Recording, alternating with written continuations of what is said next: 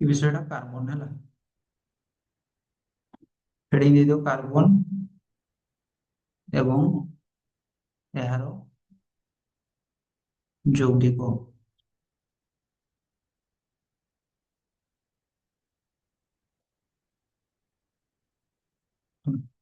ତୁମେ ତା ପୂର୍ବରୁ ଜାଣିଛ ଧାତୁ ଅଧାତୁରେ ପଢିଥିବ ହେଲା। ଧାତୁ ଅଧାତୁରେ ଜାଣିଥିବ ପଦାର୍ଥ କାହାକୁ କୁହାଯାଏ ଜାଣିଛ? ପଦାର୍ଥ ପଦାର୍ଥ ପଦାର୍ଥ ଶୁଣିଛ ନା? ପଦାର୍ଥ ମାନେ କିସ କଣ? ପଦାର୍ଥ ମାନେ ହଉଛି ଯାହା ଜିନିଷ ତୁମେ ଦେଖୁଛ ସବୁ ଜିନିଷ ଗୋଟେ ଗୋଟେ କିସ ପଦାର୍ଥ ହେଲା। ତ ତୁମକୁ ଯଦି ତୁମେ ଯଦି ପରୀକ୍ଷାରେ ପଡିଲା ପଦାର୍ଥ କାହାକୁ କୁହାଯାଏ ତୁମେ ଲେଖିବ ନା ଆମେ ଦେଖୁଥିବା ପ୍ରତ୍ୟେକ ଜିନିଷ ପଦାର୍ଥ। ସେଇଟା ଛୋଟ ବେଳେ ଲେଖୁଥିଲ ବୁଝିଲା। ଏଇନା ହଉଛି କିସ କଣ? ପଦାର୍ଥ ହଉଛି ଯୋଉ ଜିନିଷର ଓଜନ ଅଛି ବୁଝିଲା। ଯେଉଁ ଜିନିଷର ଓଜନ ଅଛି ଓଜନ ଅଛି ହେଲା ତାହାକୁ କିସ କୁହାଯାଏ? ତାହାକୁ ପଦାର୍ଥ କୁହାଯାଏ। ଯୋଉ ଜିନିଷର ଓଜନ ଅଛି ଆଉ କିଛି ସ୍ଥାନ ଅଧିକାର କରେ ତାହାକୁ ହଉଛି କିସ କୁହାଯାଏ? ପଦାର୍ଥ କୁହାଯାଏ ହେଲା। ତ ପଦାର୍ଥକୁ କେତେ ଭାଗରେ ବିଭକ୍ତ କରାଯାଇଛି ଜାଣିଛ? ପଦାର୍ଥକୁ ଦୁଇ ଭାଗରେ ବିଭକ୍ତ କରାଯାଇଛି। ଦୁଇ ଭାଗରେ ମାନେ କିସ କିସ? ଗୋଟେ ହଉଛି ବିଶୁଦ୍ଧ ପଦାର୍ଥ ଆଉ ଗୋଟେ କି ହେଇଥିବ କୁହ ନା? ବିଶୁଦ୍ଧ ପଦାର୍ଥ ଆଉ ଗୋଟେ ହଉଛି ମିଶ୍ରଣ ହେଲା। କି ପଦାର୍ଥ? ମିଶ୍ରଣ ପଦାର୍ଥ ହେଲା। ତ ବିଶୁଦ୍ଧ ପଦାର୍ଥ କାହାକୁ କୁହାଯାଏ? ବିଶୁଦ୍ଧ ପଦାର୍ଥ ହଉଛି ସେଇ ପଦାର୍ଥ ଯୋଉଟା ହଉଛି କିସ କିଛି ମିଶି ନଥାଏ ସେଇଟାକୁ କିସ କୁହାଯାଏ? ବିଶୁଦ୍ଧ ପଦାର୍ଥ କୁହାଯାଏ। ଆଉ ମିଶ୍ରଣ ହଉଛି କିସ ଯୋଉଟାରେ ମିଶିଥାଏ ସେଇଟା ହଉଛି ମିଶ୍ରଣ ହେଲା। ତ ଏଇ ବିଶୁଦ୍ଧ ପଦାର୍ଥକୁ ବି ପୁଣି କେତେ ଭାଗରେ ବିଭକ୍ତ କରାଯାଇଛି? ୟାକୁ ପୁଣି ହଉଛି ଦୁଇ ଭାଗରେ ବିଭକ୍ତ କରାଯାଇଛି। କିସ କିସ? ଗୋଟେ ହଉଛି ମୌଳିକ ଆଉ ଗୋଟେ ହଉଛି କିସ ଯୌଗିକ। ଗୋଟେ ହଉଛି ମୌଳିକ ଆଉ ଗୋଟେ ହଉଛି କିସ ଯୌଗିକ ହେଲା। ତ ଏଇ ମୌଳିକ ଦୁନିଆରେ ଆମର ମୌଳିକ ପଦାର୍ଥ କେତେଟା ଅଛି ଜାଣିଛ? କେତେଟା ଅଛି? 118ଟି ହେଲା। ବହିରେ ଦେଇଛି 118 କିନ୍ତୁ ହଉଛି କେତେଟା ଅଛି? 121 ପ୍ଲସ୍ ଅଛି ବୁଝିଲେ। ମୌଳିକ ପଦାର୍ଥ ଆଉ ଗୋଟେ ହଉଛି ଯୌଗିକ ପଦାର୍ଥ। ତ ଏଇ ମୌଳିକ ପଦାର୍ଥକୁ ପୁଣି କେତେ ଭାଗରେ ବିଭକ୍ତ କରାଯାଇଛି? ତିନି ଭାଗରେ। କିସ କିସ? ଧାତୁ ଆଉ ଗୋଟେ ହଉଛି ଅଧାତୁ ଆଉ ଗୋଟେ ହଉଛି କିସ ମିଶ୍ର ଧାତୁ ହେଲା। ଏଇଟା ଧାତୁ ଅଧାତୁରେ ପଡିଥିବ। ଧାତୁ ଅଧାତୁ ମିଶ୍ର ଧାତୁ ବୁଝିଲା ହେଲା। ତ ଦେଖ ଆମର first ଏଇଟା ହଉଛି ଶୁଣ ଏଇଟା ହଉଛି କାର୍ବନ ଏବଂ କାର୍ବନ ଯୌଗିକ। କାର୍ବନ ଟା କୋଉଠୁ ଆସୁଛି ହେଲା ସେଇଟା ଫାର୍ଷ୍ଟ ଲାଗିବ। ତୁମେ ବସିକି ତାହେଲେ ପାଠ ପଢୁଥାଅ ହେଲା। ତ ଏଇଟା ଟିକେ ବି ବୁଝିନ ନା? ଏଇଟା ଟିକେ ବୁଝିନ ମାନେ ଏଇଟା ହଉଛି କି ସବୁ ନା 10 କ୍ଲାସ ପିଲାଙ୍କର ସବୁଠୁ ପଢା ବିଷୟ ହେଲା। ତ ଆଜିଠୁ ପଢା ଲାଗିବନି ହେଲା। ତ ନୋଟ ଟା ବନେଇ ଦେଲେ ଏଠି ସବୁ ନା ଆଉ ବହି ପଢବନି ବୁଝିଲା। ଏଠି ସବୁ କହିଦେବି ସର୍ଟ କ୍ୱେଶ୍ଚନ କୋଉଟା ଲଙ୍ଗ କ୍ୱେଶ୍ଚନ କୋଉଟା ହେଲା। ୟାଠୁ ଗୋଟେ ବି ଏକ୍ସଟ୍ରା ଗୋଟେ ବି କ୍ୱେଶ୍ଚନ ହବନି ତାପରେ। ହେଡିଂ ଦେଇଦିଅ ପଢୁଛେ ଆମେ ହଉଛି କାର୍ବନ ଏବଂ କାର୍ବନର ଯୌଗିକ ହେଲା। କାର୍ବନ ଏବଂ କାର୍ବନର ଯୌଗିକ। ତ କାର୍ବନ ଟା ଗୋଟେ କିସଟା ଧାତୁ ନା ଅଧାତୁ? ଅଧାତୁଟା ବୁଝିଲା। ତ ହଉଛି କାର୍ବନ ଏବଂ କାର୍ବନର ଯୌଗିକ। ଫାର୍ଷ୍ଟ ଟିକେ ପଢା ମାନେ ୟା ପୂର୍ବ ବିଷୟରେ ପଢିଦେଲେ ମାନେ ଧାତୁ ୟା ପୂର୍ବ ବିଷୟ ଥିଲା କିସ ଧାତୁ ଅଧାତୁ। ଧାତୁ ଓ ଅଧାତୁ। ତ ସେଇଠି ପଢିଥିଲା ଆମେ ଟିକେ ଧାତୁ କାହାକୁ କୁହାଯାଏ ଅଧାତୁ କାହାକୁ କୁହାଯାଏ ହେଲା। ତ ଧାତୁ ଅଧାତୁ ଟା କେମିତି ଆସିଛି? ପଦାର୍ଥ ତୁମେ ଶୁଣିଥିବ ପଦାର୍ଥ ଛୋଟ ବେଳୁ ହେଲା। ମୁଁ ଘରେ କହୁଥିଲି ତୁମେ ଅପଦାର୍ଥ ଅପଦାର୍ଥଟା ହେଲା। ତ ତୁମେ ଅପଦାର୍ଥ ନା ପଦାର୍ଥ? ପଦାର୍ଥ କଣ ପାଇଁ ପଦାର୍ଥ? ତୁମର ଓଜନ ଅଛି ହେଲା। ତୁମର ଓଜନ ଅଛି ତୁମର ଯଦି ଓଜନ ନଥାନ୍ତା ତମେ କିଛି ହେଇଥାନ୍ତ ଅପଦାର୍ଥ ହେଇଥାନ୍ତ ହେଲା। କିନ୍ତୁ ତୁମର ଓଜନ ଅଛି ଆଉ ତୁମେ କିଛି ସ୍ଥାନ ଅଧିକାର କରୁଛ ମାନେ ହଉଛି କି ସବୁ ତୁମ ପଦାର୍ଥ। ଯାହା ବସିକି ଦେଖ ହେଲା। ତ ତୁମେ ପଦାର୍ଥ ବୁଝିହେଲା। ତ ପଦାର୍ଥକୁ କେତେ ଭାଗରେ ବିଭକ୍ତ କରାଯାଇଛି? ଦୁଇ ଭାଗରେ ହେଲା। ତ ପଦାର୍ଥକୁ ଦୁଇ ଭାଗରେ ଗୋଟେ ହଉଛି ବିଶୁଦ୍ଧ ପଦାର୍ଥ ଆଉ ଗୋଟେ କିସ ମିଶ୍ରଣ ପଦାର୍ଥ ହେଲା। ବିଶୁଦ୍ଧ ପଦାର୍ଥ ମାନେ କିସ ଯୌଗିକ ମାନେ ଯୋଉ ପଦାର୍ଥରେ କିଛି ମିଶି ନଥାଏ ହେଲା ସେଇଟା ହଉଛି ବିଶୁଦ୍ଧ ପଦାର୍ଥ। ଆଉ ହଉଛି ମିଶ୍ରଣ ପଦାର୍ଥ କୋଉଟା ଯୋଉଟାରେ ମିଶିଥାଏ ଭେଜାଲ ହେଇଥାଏ ଯୋଉଟା ସେଇଟା ହଉଛି ମିଶ୍ରଣ ପଦାର୍ଥ। ତ ମନେ ରଖ ବିଶୁଦ୍ଧ ପଦାର୍ଥ ହଉଛି ବହୁତ କମ ବୁଝିହେଲା। ଏଇ ଯାହା ସବୁ ପଦାର୍ଥ ଦେଖୁଛ ସବୁ ହଉଛି କି ସବୁ ମିଶ୍ରଣ। ଯେମିତି ହଉଛି ଇଟା ବି ଗୋଟେ ପଦାର୍ଥ ତାର ଓଜନ ଅଛି ଇଟା ବି ଗୋଟେ ପଦାର୍ଥ ଇଟା ଗୋଟେ ମିଶ୍ରଣ ନା ନାଇଁ? ବାଲି ଗୋଡି ମିଶିଛି ହେଲା। ତାପରେ ବାୟୁ ବି ଗୋଟେ ପଦାର୍ଥ ହଉ ନା ନାଇଁ? ବାୟୁ ଗୋଟେ ପଦାର୍ଥ ବାୟୁର ଓଜନ ଅଛି ନା ନାଇଁ? ପବନର ଓଜନ ଅଛି।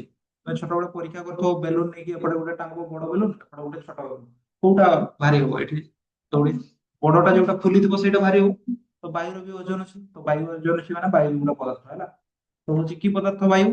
ମିଶ୍ରଣ ନା ହଉଛି ବିଶୁଦ୍ଧ ମିଶ୍ରଣ ବୁଝିହେଲା। ବିଶୁଦ୍ଧ ପଦାର୍ଥ ବହୁତ କମ ହେଲା।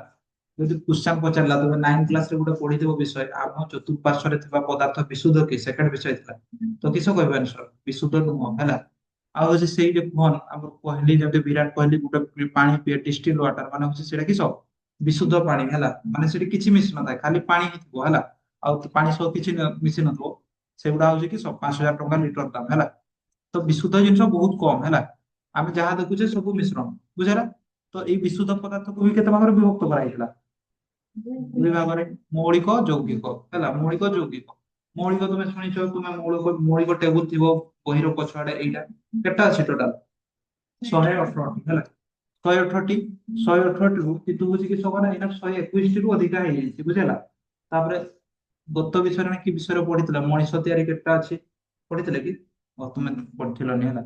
ତ ହଉଛି ସେଇ 118ଟି 118ଟି ରୁ ଧାତୁ କେତେଟା ଜାଣିଛ ଧାତୁ ହଉଛି କେତେଟା 90ଟା ଧାତୁ ହେଲା ଆଉ ଅଧାତୁ କେତେଟା ସରି ଧାତୁ ହଉଛି 92ଟି କେତେଟା 92। ଯଦି ଧାତୁ 92 ହେଲା ଅଧାତୁ କେତେଟା ହବ ହିସାବ କର 20ଟି 20ଟି ଯେ 20 ନା କେତେଟା ମାଇନସ କର କେତେ ହଉଛି 16 26ଟା 26ଟା ହେଲା ଧାତୁ ଅଧାତୁ କେତେଟା 26ଟା ହେଲା। ତ ଟିକେ କମ ବେଶୀ ବି ହେଇପାରେ ହେଲା ଏଇନା ନୂଆ ଧାତୁ ବାହାରିଛି ତ ଟିକେ କମ ବେଶୀ ବି ହେଇପାରେ। ତ ହଉଛି ଏଇ ଦେଖ ଧାତୁ ହଉଛି କି ସବ ଯେ ହଉଛି ମୌଳିକ ପଦାର୍ଥ ଯୋଉ ମୌଳିକ ପଦାର୍ଥର ଯଦି ପଚାରିଲା ଧାତୁ ଧାତୁ କାହାକୁ କୁହାଯାଏ ସିମ୍ପଲ ଜିନିଷ ଯୋଉ ମୌଳିକ ପଦାର୍ଥ ଇଲେକ୍ଟ୍ରନ ଦାନ କରେ ତାହାକୁ ହଉଛି କିସ କୁହାଯାଏ ଧାତୁ। ଆଉ ଯିଏ ହଉଛି ଇଲେକ୍ଟ୍ରନ ଗ୍ରହଣ କରେ ତାକୁ ଅଧାତୁ ହେଲା। ତ ଏଇଟା ଧାତୁ ଅଧାତୁ ବିଷୟରେ ଥିଲା ବୁଝିହେଲା। ତ ସେଇଟା ବି ନ ପଢିକି ଯଦି ଜଣେ ଧାତୁ ଅଧାତୁ ବିଷୟରେ କିଛି ନ ବି ଜାଣିଛି ହେଲା ତ ହଉଛି ଏଇ ବିଷୟଟା ପୁରା ବୁଝିଯିବ କୋଉ ବିଷୟଟା କାର୍ବନ ବିଷୟଟା ହେଲା। ତ ହଉଛି ମୌଳିକ ପଦାର୍ଥ କେତେଟା ଅଛି 118ଟା ହେଲା। 118ଟା ମୌଳିକ ପଦାର୍ଥରୁ ଆମକୁ ନିହାତି କେତେଟା ମୌଳିକ ପଦାର୍ଥ ମନେ ରଖିବା ଦରକାର 20ଟା କେତେଟା 20ଟା ହେଲା। ହା ହି ଲି ବେ ମନେ ରଖିଛ ନା ହା ହି ଲି ବେ ବ କା ନା ହେଲା ଅ ଫ୍ଲ ତାପରେ ନିଶ ହେଲା ନିଶ ସ ମାନେ ହଉଛି ଏନେ କରିବ ହେଲା ନହେଲେ ସ ମାନେ ହଉଛି ଇଏ କରିବନି ହେଲା। ତ ହଉଛି ଦେଖ କାର୍ବନ ହଉଛି କାର୍ବନ ପରମାଣୁ କ୍ରମାଙ୍କ କେତେ 6 ହେଲା। ତ କାର୍ବନ ପରମାଣୁ କ୍ରମାଙ୍କ କେତେ 6 ବୁଝିହେଲା। ତ ହଉଛି କାର୍ବନ ବିଷୟରେ ଲେଖା ଦେଖ କାର୍ବନ ଦେଖ ତୁମେ ଆମର ନାଇଟ୍ରୋଜେନ ବିଷୟରେ ହେଡିଙ୍ଗ ଦିଆହେଇଛି କି ବହିରେ ଅଛି କି ନାଇଟ୍ରୋଜେନ ବିଷୟରେ କି ହାଇଡ୍ରୋଜେନ ବିଷୟରେ ଅଛି ହାଇଡ୍ରୋଜେନ ବିଷୟରେ ଅଛି କି ନା ହିଲିୟମ ବିଷୟରେ ପଢୁଛେ କି ଲିଥିୟମ ବିଷୟରେ ବି ପଢୁନେ ଖାଲି କାର୍ବନ ବିଷୟରେ ପଢୁଛେ ବୁଝିହେଲା। ତ କାର୍ବନ ବିଷୟରେ ଟିକେ ଲେଖିଦବା କାର୍ବନ କଣ ପାଇଁ ଏତେ ଇମ୍ପୋର୍ଟାଣ୍ଟ ହେଲା। କାର୍ବନର ପରମାଣୁ କ୍ରମାଙ୍କ କାର୍ବନ ଲେଖିଦିଅ ହେଡିଙ୍ଗ ଦେଇଦିଅ କାର୍ବନ ବୁଝିଲେ।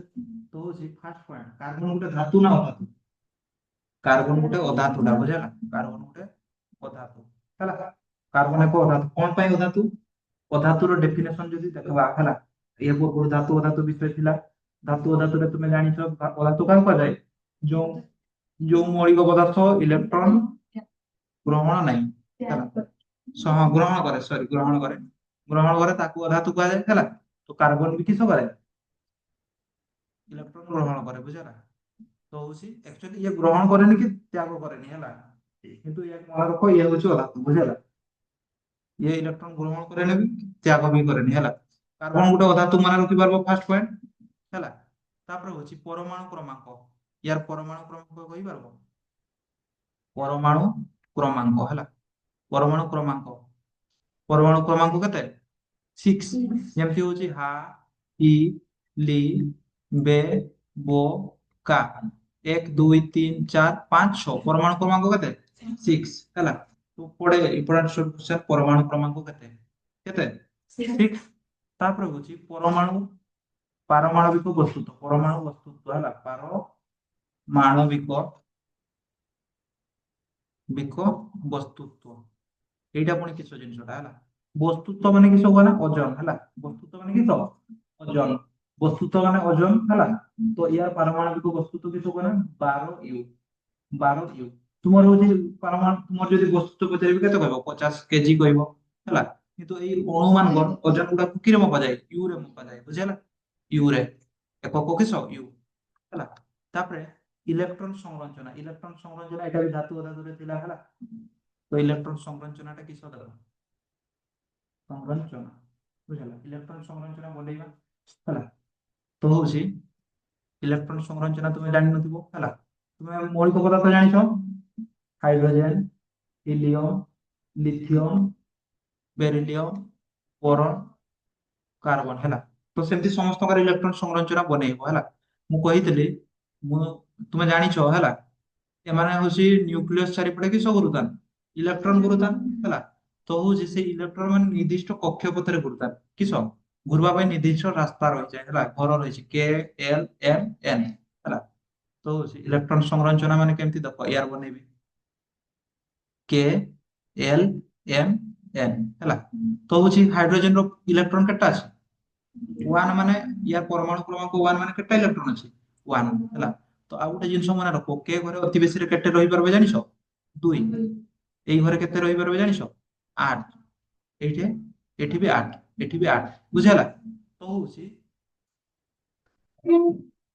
ହେଲା ତ ହଉଛି ଏଇ ହାଇଡ୍ରୋଜେନ ର ହେଲା କେତେ ତାର ପରମାଣୁ କ୍ରମାଙ୍କ ୱାନ୍ ମାନେ କୋଉଠି ରହିବ ଏଲ ଘରେ ତ ୟାର ଇଲେକ୍ଟ୍ରନ ସଂରଚନା କେତେ ୱାନ୍ এই হিলিয়ম ର ପରମାଣୁ କ୍ରମାଙ୍କ କେତେ ଦୁଇ ତ ହଉଛି ୟାର କୋଉଠି ରହିବ ଏଇଠି ତ ୟାର ମାନେ ହଉଛି ଇଲେକ୍ଟ୍ରନ ସଂରଚନା କିସ ଖାଲି ଦୁଇ ବୁଝିଲା ଲିଥିୟମ ର କେତେ ପରମାଣୁ ତିନି ମାନେ କେତେ ରହିବ ଏଇଠି ଏଠି ତିନି ରହିବ ଦୁଇ ରହିପାରିବ ଯେ ଅଧିବେଶୀରେ ଦୁଇ ରହିପାରିବ ଆଉ ଗୋଟେ ବଢିଯିବ ସେଇ କୋଉଠି ରହିବ এইটা ହେଲା ତ ୟାର ଇଲେକ୍ଟ୍ରନ ସଂରଚନା କେମିତି ଟୁ ୱାନ୍ ୟାର ଇଲେକ୍ଟ୍ରନ ସଂରଚନା କେମିତି ହବ ଟୁ ଟୁ ବେରିଲିୟମ ର ଟୁ ଥ୍ରୀ ୟାର ଟୁ ଫୋର୍ ହେଲା ତ ଇଲେକ୍ଟ୍ରନ ସଂରଚନା କେତେ two four very very important question ହେଲା କାର୍ବନ ର ଇଲେକ୍ଟ୍ରନ ସଂରଚନା କେମିତି ବାହାର କରେ ସେମିତି ତୁମେ ସବୁର ବାହାର କରିପାରୁନ ହେଲା ସେଟା ଧାତୁ ଅଧାତୁରେ ଡିଟେଲ୍ସ ରେ ପଢା ହେଇଥାନ୍ତା ହେଲା ତାପରେ ହଉଛି ଆଉ ଗୋଟେ ଯୋଜ୍ୟତା ବି ଶୁଣିଥିବ ଧାତୁ ଅଧାତୁରେ ପଢା ହେଇଥିବ ଯୋଜ୍ୟତା ହେଲା କାର୍ବନ ଯୋଜ୍ୟତା କେତେ କୁହ ନା ଚାର ଯୋଜ୍ୟତା ମାନେ କି ସବୁ ଯୋଜ୍ୟତା ମାନେ ହଉଛି ମାନେ କେତେଟା ଇଲେକ୍ଟ୍ରନ ଦାନ করব କି ଗ୍ରହଣ করব ବୁଝିଲା ইয়ার যোজ্যতা দেখো ইয়ার যোজ্যতা কেমতি বাড়িব ইয়ার যোজ্যতা কেতে ইয়ার যোজ্যতা 1 ইয়ার যোজ্যতা ନାହିଁ ହେଲା ଆମର ହିଲିୟମ ର ଯୋଜ୍ୟତା କି ସବ ନାହିଁ କାରଣ ପାଇଁ ବାହାର ଗ୍ରୁପ ଏକ ଅଛି ହେଲା ইয়ার ଯୋଜ୍ୟତା କେତେ ইয়ার ବି 1 ইয়ার ବି କେତେ 2 ইয়ার 3 ইয়ার 4 ହେଲା କାର୍ବନ ପାଖରୁ ହଉଛି ଯୋଜ୍ୟତାର ସୂତ୍ର କିସ ହେଇଯାଏ ଏଇଠି ବି କାର୍ବନ ପରେ କିସ କାର୍ବନ ର एक्चुअली যোজ্যতা সূত্র হচ্ছে 8 বিয়োগ বাহ্যতম ইলেকট্রন কেটা 4 মানে 4 কিন্তু হচ্ছে কার্বন উপরକୁ সেই বাহ্যতম ইলেকট্রন ହିଁ ସେମାନଙ୍କର যোজ্যতা বুঝিলা কার্বন ପରେ কি আসବ নাইট্রোজেন মানে কেতে 2 তারপরে 6 2 6 যে নাইট্রোজেন 2 6 নাই 2 5 2 5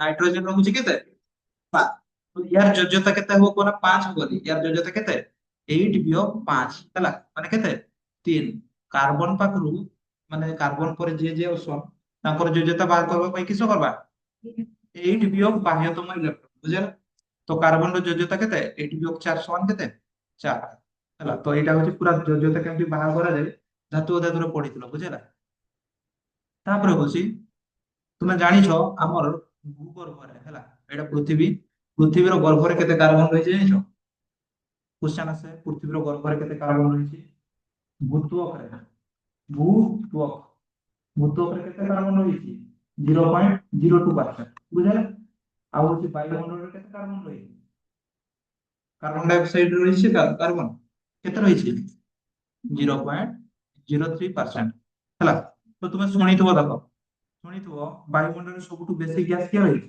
100% ରୁ ସବୁଠୁ ବେଶୀ କିଏ ରହିଛି ଯବକ୍ଷାରଜାନ ନାଇଟ୍ରୋଜେନ କେତେ 78% 78% ମାନେ ହଉଛି ଆଉ କେତେ ପରସେଣ୍ଟ ରହିଲା ଆଉ 21% ହଉଛି ଅମ୍ଳଜାନ ହେଲା ଏଇଟା ମିଶେଇଲେ ତ 99% ହେଇଗଲା ହେଲା ଆଉ 0.1% ରେ ହିଁ ଅଲଗା ଗ୍ୟାସ ହେଲା ସେ 0.1% ରେ ହଉଛି 0.03 ହଉଛି କିସ ଆଉ ହଉଛି କାର୍ବନ ଡାଇଅକ୍ସାଇଡ କାର୍ବନ ସୃଷ୍ଟି ହଉଛି ହେଲେ ବି ଦେଖ କାର୍ବନ ହଉଛି ଆମେ ପଢୁଛେ ବୁଝିଲା କାର୍ବନ ଜାଣିଲ କାର୍ବନ କିସ କାର୍ବନ ହଉଛି ଗୋଟେ ଧାତୁ ଏହା ହଉଛି ପରମାଣୁ କ୍ରମାଙ୍କ କେତେ 6 परमाणु को वस्तु तो कहते हैं ইলেকট্রন সংযোজন কেতে 2 যোজ্যতা হচ্ছে পর 0.02% হচ্ছে ভূত্বকରେ ରହିଛି ଆଉ হচ্ছে ବାୟୁମଣ୍ଡଳ ରହିଛି 0.03%। ହେଲା ତ ଏତେ କମ ରହିଛି କାର୍ବନ ହେଲେ ବି ଆମେ କାର୍ବନ ବିଷୟରେ ଗୋଟେ ନୂଆ ବିଷୟ ପଢୁଛେ ବୁଝିଲା କାର୍ବନ ବିଷୟରେ ବି ଗୋଟେ ସ୍ପେଶାଲ ବିଷୟ ପଢୁଛେ ହେଲା ତ ହଉଛି ସେଇଟା ଗୋଟେ କ୍ୱେଶ୍ଚନ ଆସେ କାର୍ବନ କଣ ପାଇଁ ଗୁରୁତ୍ୱପୂର୍ଣ୍ଣ ବୁଝିଲା କାର୍ବନ କଣ ପାଇଁ ଗୁରୁତ୍ୱପୂର୍ଣ୍ଣ ହେଡିଂ ଦେଇଦିଅ 2 ମାର୍କ କ୍ୱେଶ୍ଚନ ହେଲା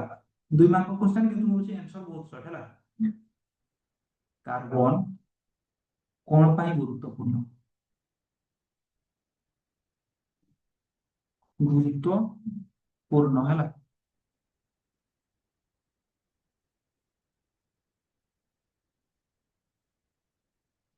ବୁଝିଲା ତ ମନେ ରଖ ଆମେ ଯେତେ ସବୁ ଜିନିଷ ଦେଖୁଛେ ସବୁ ଜିନିଷରେ ଟିକେ ନା ଟିକେ କାର୍ବନ ଅଛି ବୁଝିଲା ସେଇପାଇଁ କାର୍ବନ ଇମ୍ପୋର୍ଟାଣ୍ଟ ହେଲା ତୁମେ ଦେଖିଛ ସିଆଇଡି ମାନଙ୍କୁ ଦେଖିଛ ହାଡ ହାଡ ଫାଡ ମାନେ ମାଟି ଖୋଳିକି ହାଡ ବାହାର କର ହେଲା ପୁରାତନ ତତ୍ତ୍ୱବିତ୍ ମାନେ ଆର୍କିଓଲୋଜିଷ୍ଟ ସେମାନେ ବି ହାଡ ବାହାର କର ତାପରେ କହିଦିଅ ନା ନାଇଁ ଏଇ ହାଡଟା ହଉଛି ଏତିକି ଦିନ ପୂର୍ବରୁ ମରିଥିଲା ଲୋକଟା ହେଲା ସେଇଟା କିସ କେମିତି ହୁଏ ଜାଣିଛ କାର୍ବନ ଡେଟିଂ ହେଲା କାର୍ବନ ଡେଟିଂ ସେଇଟା ଗୋଟେ ଜିନିଷଟା ବୁଝେଲା ଧରାଯାଉ ଗୋଟେ ହାଡ ପାଇଲେ ସାଇଣ୍ଟିଷ୍ଟ ମାନେ ହେଲା ସେ ହାଡର କିସ କରିବେ କାର୍ବନ ଡେଟିଂ କରିବେ କାର୍ବନ ଡେଟିଂ କରିବା ଦ୍ଵାରା ଜଣା ପଡବ ହଉଛି କିସ ଏଇ ହାଡଟା କୋଉ କେବେ ମରିଥିଲା କେତେ ଦିନ ପୂର୍ବରୁ ମରିଥିଲା ହେଲା ସେଇଟା ହଉଛି କିସ ତ ହଉଛି ସବୁ ଜିନିଷର କାର୍ବନ ଅଛି ହେଲା ଖାଇବା ଜିନିଷରେ ବି ମେଡିସିନରେ ବି ଆଉ ହଉଛି କିସ ମଣିଷ ଶରୀରରେ ବି ହେଲା ସେଇଥିପାଇଁ ତ କାର୍ବନ ଡେଟିଂ ଦ୍ଵାରା ଜଣା ପଡୁଛି କେବେ ମରିଥିଲା ବୋଲି ବୁଝିଲା ତ ଲେଖିଦବା ୟାର ଆନ୍ସର 2 ମାର୍କ କ୍ୱେଶ୍ଚନ ହେଲା 2 ମାର୍କ ହେଲା ଏତେ ଇମ୍ପୋର୍ଟାଣ୍ଟ ନାହିଁ ହେଲା ଇମ୍ପୋର୍ଟାଣ୍ଟ କି ବେଶୀ ଇମ୍ପୋର୍ଟାଣ୍ଟ ହେଲା ଭେରି ଭେରି ଇମ୍ପୋର୍ଟାଣ୍ଟ ନୁହଁ ଖାଲି ଇମ୍ପୋର୍ଟାଣ୍ଟ ତ ହଉଛି କାର୍ବନ କଣ ପାଇଁ ଗୁରୁତ୍ୱପୂର୍ଣ୍ଣ ଆମେ ବ୍ୟବହାର କରୁଥିବା ପ୍ରତ୍ୟେକ ଜିନିଷରେ କାର୍ବନ ରହିଛି ସେଇପାଇଁ କାର୍ବନ ଇମ୍ପୋର୍ଟାଣ୍ଟ ହେଲା ଆମେ ବ୍ୟବହାର କରୁଥିବା ପ୍ରତ୍ୟେକ ଜିନିଷରେ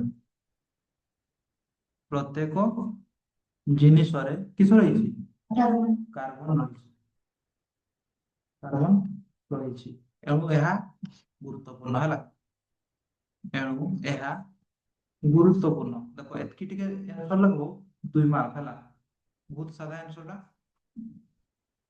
এই আনসারটা আমি পড়তে হবে না আমি ব্যবহার করতে হবে প্রত্যেক জিনিসের কার্বন রয়েছে এ ପାଇଁ কি ତ ଏହା ଇମ୍ପୋର୍ଟାଣ୍ଟ ହେଲା ଏକ୍ସାମ୍ପଲ ଯେମିତି ମେଡିସିନରେ କାର୍ବନ ରହିଛି ହେଲା ମେଡିସିନରେ ବି କାର୍ବନ ରହିଛି ଆଉ ହଉଛି କି ତ ଅ, ମଣିଷ ଶରୀରରେ ବି ହେଲା ମଣିଷ ଶରୀରରେ ବି କାର୍ବନ ରହିଛି ଆଉ ହଉଛି ଖାଦ୍ୟରେ ବି କାର୍ବନ ରହିଛି ହେଲା এই ପଏଣ୍ଟଟା ମନେ ରଖିପାରିବ ନା ନାହିଁ? ନା ଛୋଟ ଛୁଆ ପରି ବୁଝୁଛ ଆମେ ବ୍ୟବହାର କରୁଥିବା ପ୍ରତ୍ୟେକ ଜିନିଷରେ କାର୍ବନ ରହିଛି ସେମିତି ବୁଝିବ କି ନାଇଁ ହେଲା ତାପରେ ହଉଛି ହେଲା ଦେଖିଲ ହେଲା ତ ୟା ପୂର୍ବରୁ ତୁମେ ଧାତୁ ଅଧାତୁରେ ହେଲା ଧାତୁ ଅଧାତୁରେ ଆୟନିକ ଆୟନ ଶୁଣିଛ ଆୟନ କେତେ ପ୍ରକାର ଆୟନ କେତେ ପ୍ରକାର 2 ପ୍ରକାର ଯୁକ୍ତ ଆୟନ ଆନାୟନ କାଟାୟନ ଆୟନ 2 ପ୍ରକାର ଯେ ହେଲା ତ ଧାତୁ ଅଧାତୁରେ ଗୋଟେ ଜିନିଷ ଥିଲା ହେଲା ସେଠି ଦେଇଦିଅ ବନ୍ଧ ହେଲା ବନ୍ଧ ବନ୍ଧ କେତେ ପ୍ରକାର 2 ପ୍ରକାର ହେଲା ବନ୍ଧ ବା ଯୌଗିକ ବୁଝିଲା ବନ୍ଧ ବା ଯୌଗିକ ହେଲା କେତେ ପ୍ରକାର 2 ପ୍ରକାର ଗୋଟେ ହଉଛି ଆୟନିକ ବନ୍ଧ ହେଲା ଆୟନିକ ବନ୍ଧ ବା ଯୌଗିକ ହେଲା ଯାହା ଲେଖୁଛ ଗୋଟେ ଲେଖ ହେଲା ବନ୍ଧ ଲେଖୁଛ ଯଦି ବନ୍ଧ ନହେଲେ ଯୌଗିକ ଲେଖୁଛ ଯଦି ଯୌଗିକ ହେଲା ଆୟନିକ ବନ୍ଧ ଆଉ ଗୋଟେ ହଉଛି କି ସହ ସଂଯୋଜ୍ୟ ବନ୍ଧ ବହୁତ ପ୍ରକାର ବନ୍ଧ ଅଛି ଯେ କିନ୍ତୁ ଆମର ବହିରେ କେତେଟା ଅଛି ସହ ସଂଯୋଜ୍ୟ ବନ୍ଧ ସଂଯୋଜ୍ୟ ବନ୍ଧ ହେଲା ତ ହଉଛି ଏଇ ଆୟନିକ ବନ୍ଧ ବିଷୟରେ ଆମେ ହଉଛି ଧାତୁ ଅଧାତୁ ବିଷୟରେ ପଢି ସାରିଛେ ହେଲା ତ ପଢିଦେବ ତୁମେ ହେଲା ମୁଁ ତ ପଢେଇନି ହେଲା ତ ବୁଝେଇ ଦେବୁ ସେଇଠି ଦେଖ ଯୋଉ ୟାର ସିମ୍ପଲ ଡେଫିନେସନ ହଉଛି ହେଲା ତୁମେ ଏଇ ଧାତୁ ଅଧାତୁରେ ପଢିଥିବ ଆୟନିକ ଯୌଗିକ କାହାକୁ କୁହାଯାଏ ଲଘୁଚାପ ହେଲା ଆୟନିକ ଯୌଗିକ କାହାକୁ କୁହାଯାଏ ଆଉ ହଉଛି ଆୟନିକ ଯୌଗିକର ଧର୍ମ କିସ ବୁଝିଲା ତ ହଉଛି ଆୟନିକ ଯୌଗିକ କାହାକୁ କୁହାଯାଏ କୁହ ଯୋଉ ଯୌଗିକଟା ଆୟନର ବିନିମୟ ଦ୍ଵାରା ଗଠିତ ହେଇଥାଏ କିସ ତାକୁ ଆୟନିକ ଯୌଗିକ ବୁଝିଲା ଲେଖିଦବା ଯେଉଁ ଯୌଗିକ ଆୟନ ବିନିମୟ ଦ୍ଵାରା ଗଠିତ ହେଇଥାଏ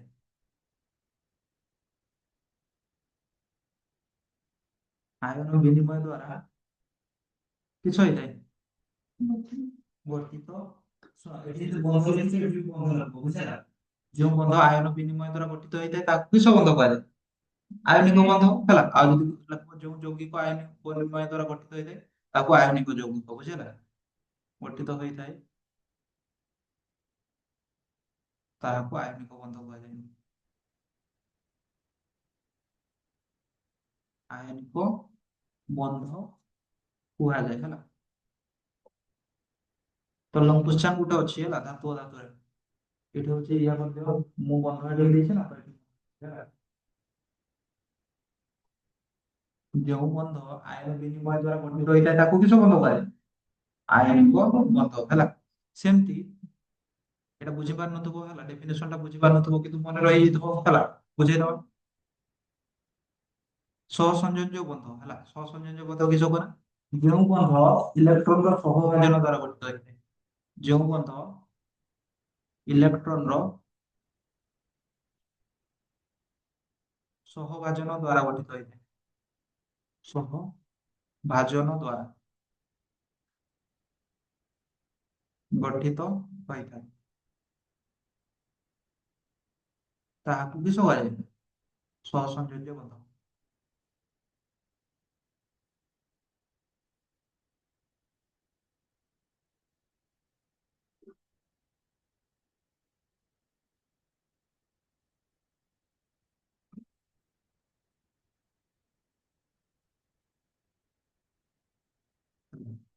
তো দেখো তো বুঝি পাରୁନଥିବ ବନ୍ଧ ବନ୍ଧ ମାନେ କିସ କରା ବନ୍ଧ ମାନେ ହଉଛି ବଣ୍ଡ ମାନେ ହଉଛି ସାଙ୍ଗ ହେଲା।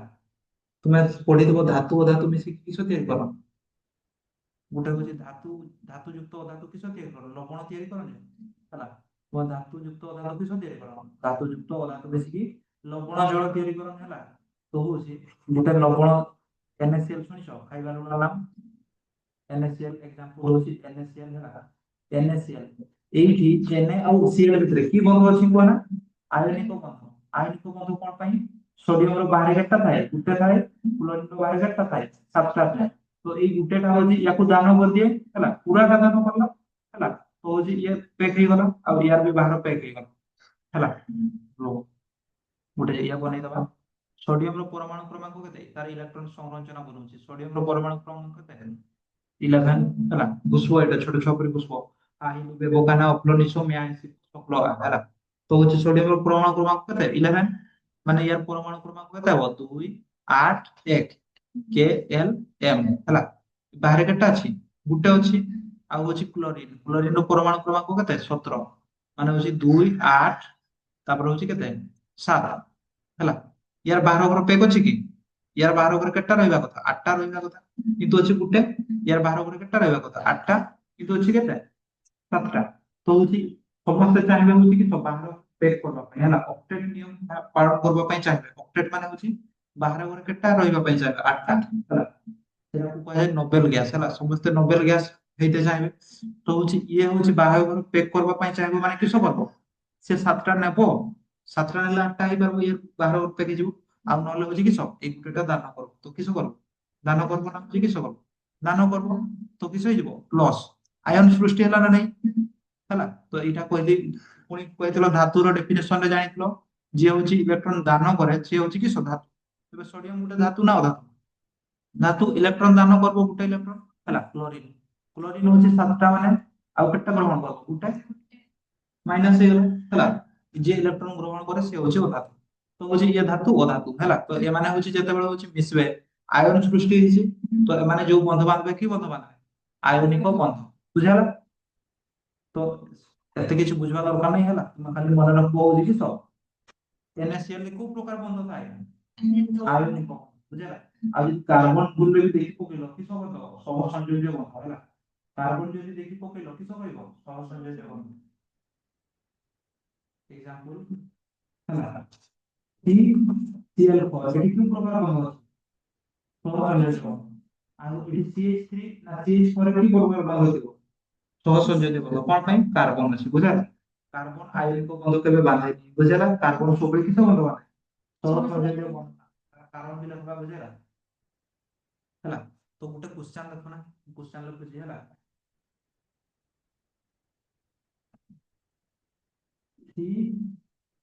H2H6 ରେ କୋଉ ପ୍ରକାର ବନ୍ଧ ରହିଛି? କୋଉ ପ୍ରକାର ବନ୍ଧ ରହିଛି? କୋଉ ପ୍ରକାର ବନ୍ଧ? ଆୟନିକ ନା ହଉଛି ଇୟା ଆୟନିକ ନା ସହ ସଂଯୋଜ୍ୟ ବନ୍ଧ?